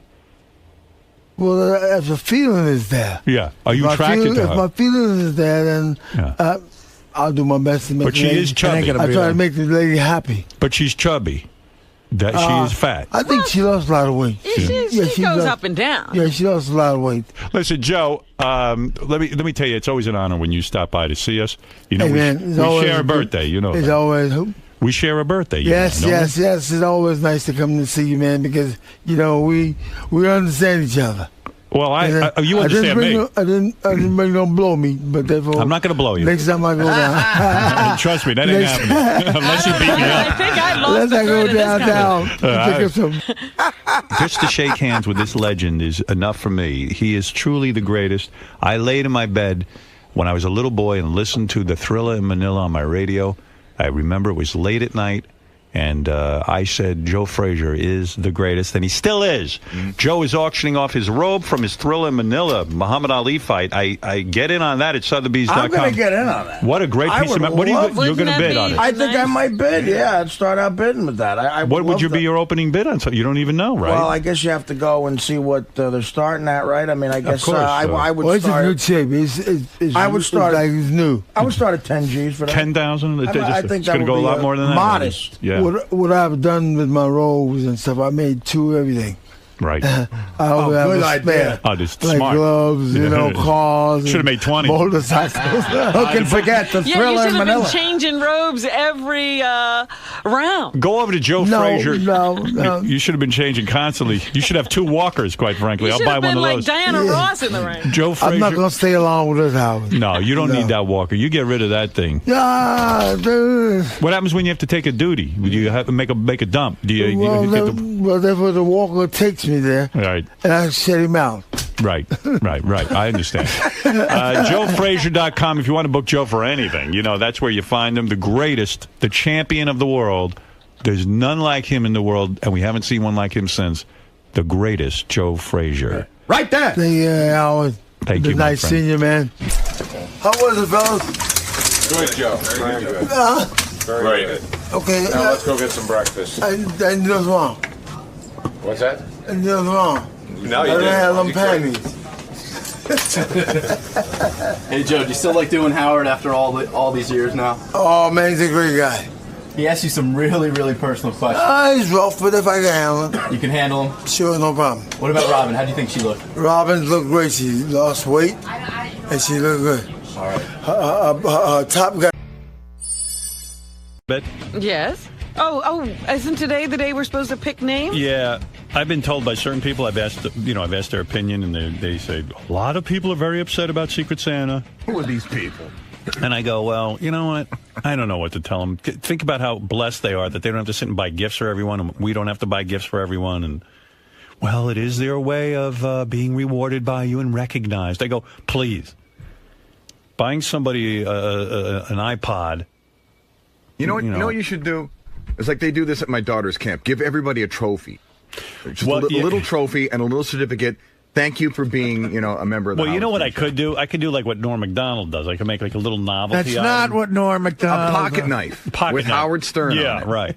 I could do a little novelty. Get some item. Swiss Army knives, stencil on the fist with the logo. Well, actually, it was very nice. The Norm logo on a. That's got to be worth a lot. I gotta. Let's try it this year, and then we'll reevaluate if it went horribly wrong. But I see this as being very, very. This is fine, and I do acknowledge everybody's effort here. Well, if we're going to do it, let's do it. I can't wait to see who people get. It is a great part bit. of the fun. It's a great bit for the air. All right, Gary, bring in the thing. I'll pick first. I want to see who I'm getting. Dig deep. Yeah, there's about how many names in there, Gary? About 75, you said? I think somewhere. I don't know the exact number, but I know that I originally had a list that was close to 120, and we cut 35 names. So it's about. Oh, really? You cut names? Yeah, because I was going too wide in the Stern family. So really? I think there's around 75 to 85 names there. And I'll be really honest with you, Howard. At some point, you might pick a name, and I'm just not going to know who it is, but someone here will know. Because I don't know all the guys on the TV crew. I don't know. That's the thing. This is for all the people who get ignored every year. Right. So you want to pick the first name? Yeah. I'm going to see Here it comes. Who's the lucky person who gets Howard? Oh, please. Well, believe me, I don't know what I'm buying somebody. What if but still. Please let it say there's a Robin. Possibility that it'll be a great gift. All right, here's the person. Are we ready? All right. Shall we read it? Yes. All right. I am buying a gift for Lori Chisholm. Oh. Who's that? Who's Lori Chisholm? Who is Lori I Chisholm? think she's an intern. Good. I don't know. Somebody's got to come in and tell me, but oh my! I'm almost sure she's one of the new interns. Should interns be eligible? Oh, I'm glad it's a girl because. Intern, is she here? Where is she? She's not here. Wow. Well, Lori Chisholm is one of the interns, and I am buying her a gift. Congratulations, Lori. Just won the lottery. Girl. What do you mean she won the lottery? You're going to get her a nice gift. I'll get her a nice gift. I'm not going to get her a fucking car. You've won a yacht. The point is, she'll get a very nice gift. It won't be a candle. Oh, yes, it will. Why not? Robin, you want to go next? Yeah, I'll go next. All right. Lori Chisholm. I'll give her a... It is weird that these interns, just because they happen to get this semester, fall into this. But who do you have? Howard Stern. I love that. Oh, that's too funny. This thing's fucking fixed, man. Wow. I'm so thrilled because Robin gets the best fucking Christmas gift. She really put that back. Howard won the lottery. I won the Oh lottery. my God, I can't believe it. What are you getting me? I don't know yet. I didn't know who to think of since I didn't know who my secret Santa was going to be. Wow, I might sell my gift. That is so funny. You may not. I'm glad because really the only person I ever really want to get from is you because she really does hit it right on the fucking head. Shit. This is so wrong at every level. What? This is why we wanted to do it. It's Howard, this is your dream come true. You don't have to buy gifts for anyone.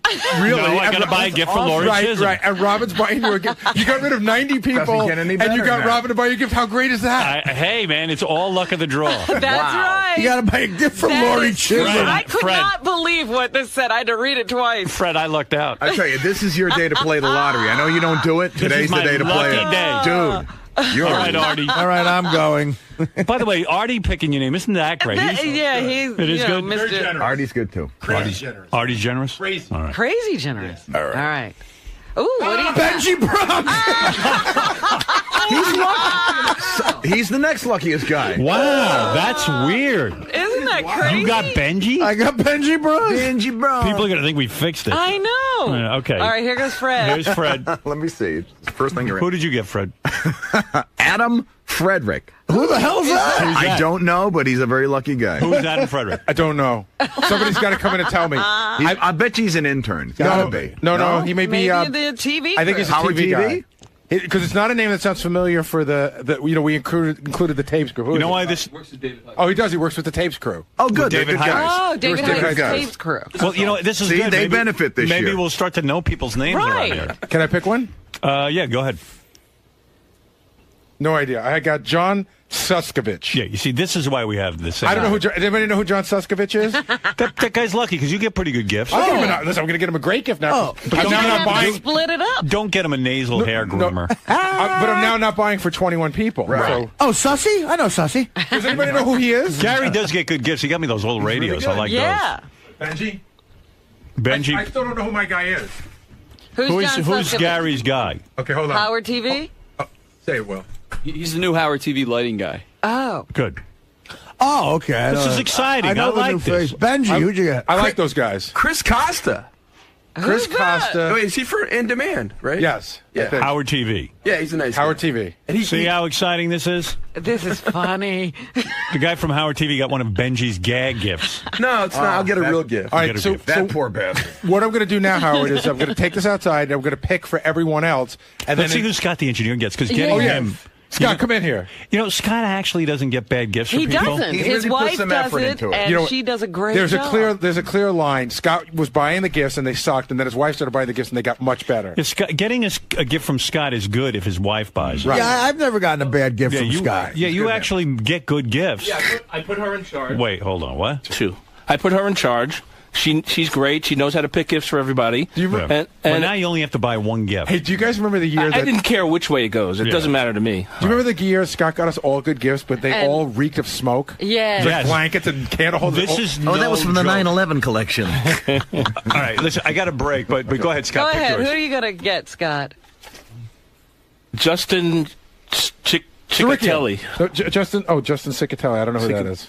Probably an intern or something. Well, that's funny. It's not Justin from the... Most of the people in there, we don't know. I think it's Justin from the TV show, I think. Oh, okay. Whatever. But all right, so in a little while, I'll be back to tell all of you who got you guys. Okay, good. Yeah, all right. Well, Robin got me. I got Howard. I like that. Man. All right, we're going to take a break. And I got Benji, so we just need to know. Fred and Artie. Oh, man. Fred, me, and Howard. We'll be back right after these words. Oh, Robin. Yeah. JD got Gary. Who's buying your gift? I don't know yet. I guess we'll find out. Yeah, we'll find out. Robin, who's buying your gift? I don't know yet. Yeah. Oh, it's good. Yeah. Well, who's buying Robin's gift? One of the tape guys, Ryan Rasmussen. He was our intern like a year ago, and now he's working with the tapes. Great guy. So, Robin, you're not getting anything good. It's all right. It's okay. You're fine with it. The fact that you don't have to sit and buy 9 million gifts is... It's okay. What's the average salary of the tape guys? Don't kill yourself, Ryan. And by the way, there's a good chance that your gift is going to smell like smoke. Oh, because he was Scott's intern and he smokes. Oh, dear. That's really true. The year that Scott got us all gifts that smelled like smoke was unbelievable. He gave me like a scarf that smelled like smoke. Actually, I think it was like a piece of glass, like blown glass. And it still smelled like. Yeah, you open the boxes and they just reek. Yeah, and I was like, how could a fucking piece of glass smell? Yeah, it was all crystal. Yeah, pretty wild. You know what it was? It was because I got something like that. I think I got like candle holders or something that were crystal, but. Mm-hmm. Yeah. The tissue paper smelled like smoke. And the box smelled like. That's the funniest thing. He was obviously smoking when his wife wrapped these. Well, after having used his car that time, apparently when he was in that car, all he did was smoke. So if he brought those gifts in the car, they were saturated in smoke the entire ride. Yeah, the gift is you're like, this was in your car and house for literally a day. How did this happen? Wow. Okay, let me. There's so many people on the phone too. All right, look, let's take a break. Yes, Dorian, go ahead. I'm keeping so many people on hold. Yes, Dorian. Hey, what's up, Howard? How you doing, man? Hey. Hey, man, I like your Secret Santa idea, man. I think it's really authentic, man. I think the fact that people don't know each other and everything, it's really going to kind of have to make them work to get something cool. I mean, they could be jerk-offs or something and get something, a gag gift if you don't like somebody that you got, but... Well, the girl I'm buying a gift for is an intern, Lori Chisholm. I drew her name, and someone came in and said she's a hot young girl. So that's good. You'll have to learn about your giftee. Yeah, I'm going to get her like a cheerleading outfit. I mean, it seems like it's truly like a kind of a selfless thing. And even on the other end, when people like they got somebody getting them a gift that they don't like or something like that, or they got to kind of rise above themselves and, hey, come on, snap out of it. We're all fucking in this shit together. I'm so psyched that Robin drew my name. I mean, because she gets the best gifts. I mean, really. But you know what? All the pressure was off because I didn't have to think of a gift for Howard this year. Yeah. And now I have to think of a gift for Howard. What do you got there, Jason? It was so embarrassing because I was going out to the Howard TV room, not people pick names, and people were picking names, and then I had to ask them what their name was so I could write it down on the list. I realized I didn't know anyone's name. It's forcing us to get to know the people we work with. You want to go over? Because there's only a handful of people. What do you got real quick? Because I got to get to the feud. All right, so Fred's going to be getting a gift from Joe Jordan. Joe's a great guy. He's a control room production assistant for TV. Right, let's make a rule. You don't have to say each guy's a great guy, okay? No, this one is. I'll tell you who's a douchebag. They're all great guys. I'll tell you tell you who's a douchebag. All right, go ahead. Who's not a great guy? Who's a douchebag? Oh, there's plenty. All right, go ahead. He's only been working for us for 10 months, but that's Joe. Fred's getting a gift from Joe. Artie's getting a gift from Richie Wilson. Okay. That's nice. Richie's good for like a book and a DVD kind of situation. Plus, Richie or an album or has something. got a lot of the same taste as me. I like Richie. That's good. I lucked out there. Richie always gets me stuff that he thinks I like. He's the type of guy who would get you a book on comics or superheroes or something. Every year, a book on comic books that I get, I have 20 copies of already. I'll make a prediction about my gift from Richie, and this is in no way a complaint. This is actually a nice thing. I guarantee it has the Yankee logo on it somewhere, and that's fine. Oh, okay. Yeah. Yeah, it'll be some book on the Yankees that you have 5 copies of. I got it. Sal the Stockbroker's getting a gift from Matt, the intern, and Scott's getting a gift from Jim McClure, who works for us. But, I mean, other than that, it's a lot of, Lisa G's getting a gift from Sean Gordon, who's one of our producers. But, this is very nice. It really is pretty evenly distributed, except for you and Robin. Who's a douchebag? No. You put yourself out there. All right, thanks, guys. Ralph, go ahead. Hey, now. Hey, now. Hey, who did I Secret Santa? I don't know. You in it? I think so. Yeah, I think Hold on a second. All right. I think it was Will will be buying for Ralph. Oh, God, fuck. Oh. And Ralph is buying for DePace. Oh, that's beautiful. Oh, that's great. Oh, my goodness. What are you going to get him? I'll get him something good. I like DePace. Did you already get him that candle? He's getting a nice candle, a wedding candle. Get him like a Hillary Clinton calendar. Oh, yeah. Oh, God. Give him something really like liberal. Get him Springsteen tickets. Oh, the holidays are going to be great. All right, Ralphie. Will can't afford to get me anything good, can he? No, Will's going to get you such a shitty gift. Oh, Christ. Just get him a job. You're going to get him a job? Scott, go ahead. Dude, Ralph, just keep your gift. It's going to be horrible. Well, Ralph's not bad with the gifts. All right, please, he's cheap. Don't you like a Batman sword? Yeah, exactly. Just keep it, dude. When, like Ralph will get you like a suit of armor or something. Don't say keep it. I don't want to play this charade. I got like an intern I don't know. And So do something nice for the intern. What charade? Step up. What charade? Why is it a charade? You can't Christmas. you get the spirit of it? No, bah humbug. I don't like this. Why? Because it's stupid. Why? I liked it the old way.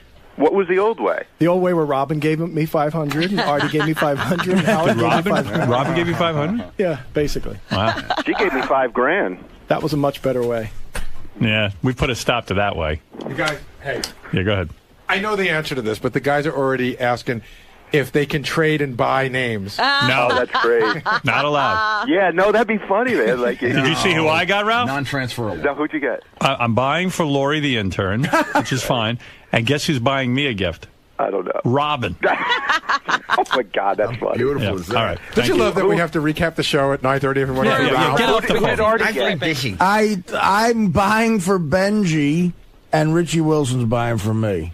Mine's not that crazy. That's interesting. Well, Richie's one of those guys who gets you like, he knows, like he gets me a comic book, hardcover comic book every year and stuff. And You mean he gets me? yeah, exactly. Yeah. And I end up giving it to Ralph because, first of all, I've got a couple of copies of the thing he buys me. That's number one. I mean, You keep some of Richie's stuff. He gets good stuff. All right. Thank you. Bye now.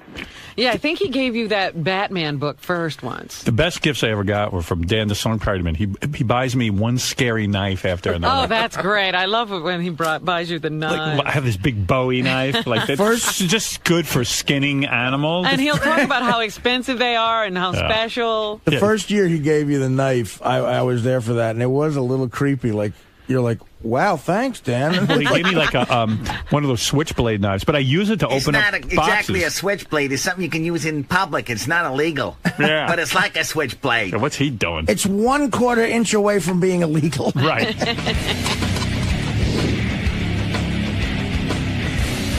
We're going to pull a little prank on DePace. I'm going to just fill out my name on about 20 cards and switch them out. So when I go to DePace, he's going to definitely pick me. And just want to watch the reaction. I won't be his real pick. I'll let him do a real pick later, but just got to get the DePace reaction. I'm going to give him a big hug. Kiss on that bald forehead of his. Be excited. Put your hand in the magic box. It's going to be Halloween and Christmas time for somebody.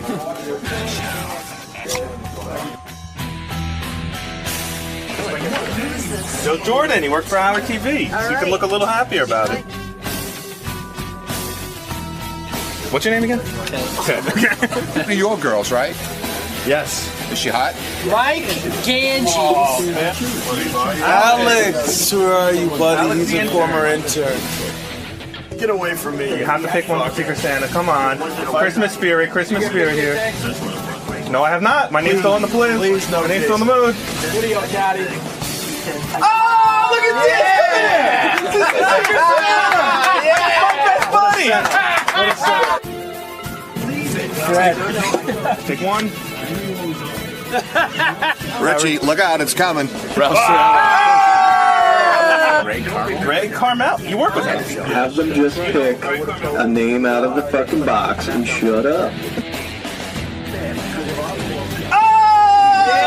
So now they're all Jason. Oh, you're a genius. What a your bad joke. What a bad joke, you fuck. David LeClaire. David LeClaire. Who's that? Somebody who ain't getting shit.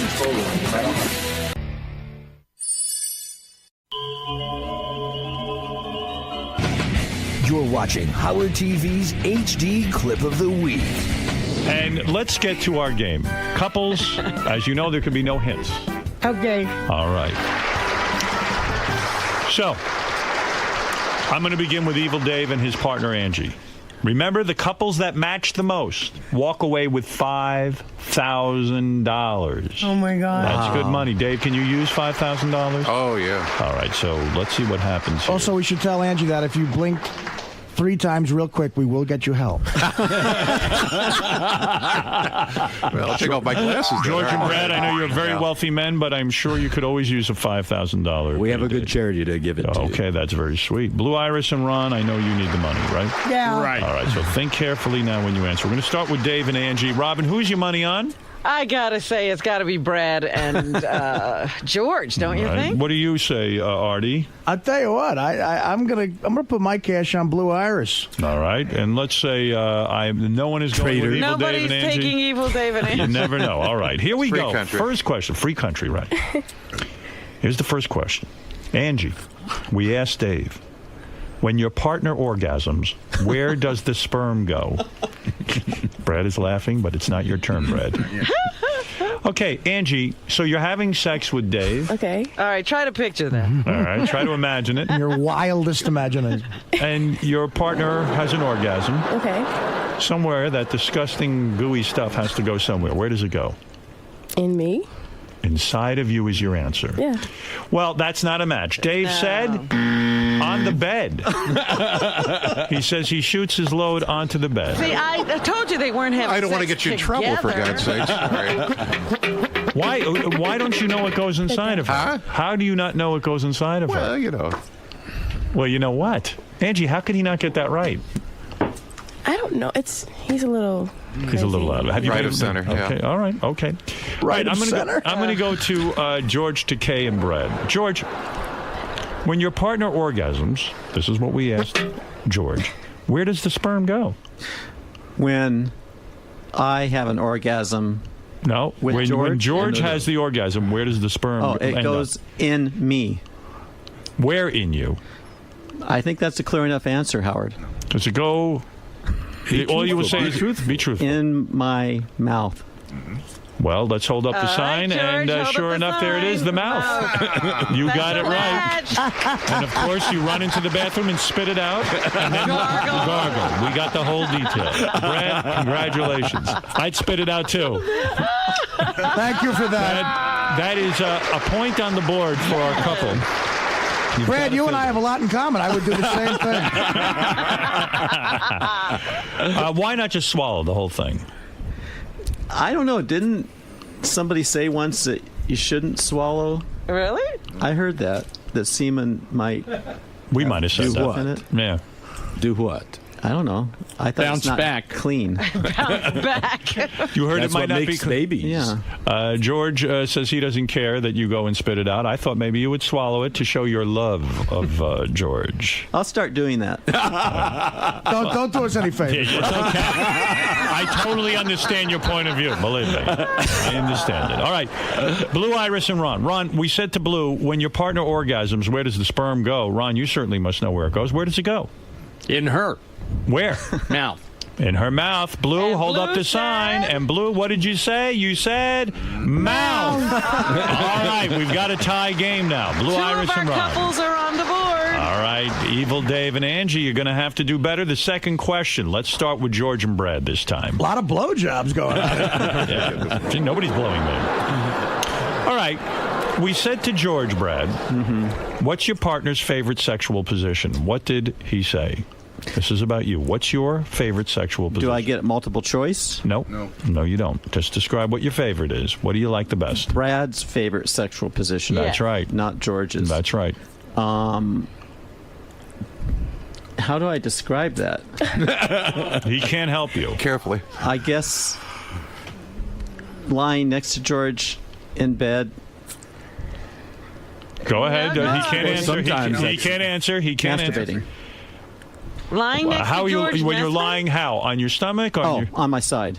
On your side. Lying on your side next to George. Well, let's take a look at what he said. He said you would say on his back, so we can't make it a match. But no, George is on his back. Yeah, but I'm on my side. But you like being on your side. Well, you got a match. You got to match the game. So I don't know. Well, you do it sometimes on Isn't your there a side, judge? sometimes on your back. No. Well, let's go to Blue, Iris, and Ron. Ron, what did Blue say? What's your partner's favorite sexual position? What do you like best when you're with the lovely Blue Iris? All fours. All fours, doggy style. All right, that's fair enough. Let's see what the match is. Doggy style. That's my team. Wow, Blue, Iris, and Ron moving ahead with 2 points. I didn't know anybody could match with Blue Iris. Angie, we said the same thing to Evil Dave. If, If you had to choose a position. What's the fave? I like missionary. Missionary position. Let's hold up that sign. It's missionary. You're on the board. Usually I do something right. You sure do. Thank you. Right of center. Next question, we go to Blue and Ron first. If you could change one thing about your partner, what would it be? So we said to Blue, you can change anything you want about Ron. What would it be? Choose? What did she choose? She wanted to change. I mean, you seem perfect to me. Yeah, you got it. But what would she change about you? What should she change about me? What's the one little thing? One little thing. One little thing. Come on, we're running out of time. I'm going to have to give a no answer. Just come up with something quickly. I don't want to see you guys miss a point. All right. Well, argue. You argue too much. Well, no, I don't think that's a match. Blue, what did you say? Hold up the sign. No. You said more energy. She finds that you're older than her and you lack energy. Yeah. Is that true? True. Blue, well, he didn't get the match. I'm sorry. Sorry All right, about but you're still in the lead. Let's go to Evil Dave and Angie, who appear to be the mismatch of the century for some reason to us, but they've proven they are really lovers. All right. We said to Dave, if you could change one thing about Angie, what would it be? He always says I'm too bossy. Too bossy. Let's take a look. Dave, what did you have? Too bossy. Wow. Yeah. Look at them coming You know what? That's a real couple. I mean, I think so. Look at them coming on. Brad, what did George say? I kvetch too much. What? Kvetch. Kvetch too much. You. When you say kvetch, you mean you. What is it? Complain. You complain too much. Yeah. All right, George, hold up the sign. You are too controlling. Now, the judges, is that... Well, that's part of kvetching. Well, I'm sorry, it's not a match. It's just too broad a category. I'm going to have to take it away. George. I'm sorry. It's not a point. Oh, dear. All right. Well, we're going to get to our final question. Semantics. And the only reason this is the final question is because we are definitely not going to have a tie. I don't think. We're going to see. We might. What's the score? Well, actually, we might. Evil Dave and Angie have 2, and Blue Iris and Ron have 2 in a stunning upset so far. George and Brad are behind with only 1 point. How could that be? Shocking. Kvetching is. Hear the bell go to geography. It's not controlling. It's complaining. Well, it's controlling is a different it's thing. a way of. I'm sorry, George. Yeah, but you didn't say the thing. Yes. The judges agree with your call. Yes, the judge is older. It's a bald director in the back there. You've just watched Howard TV's HD Clip of the Week.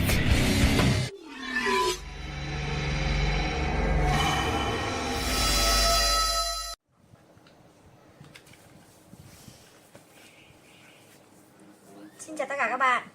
Cảm ơn các bạn hôm nay đã quay lại với kênh video của mình.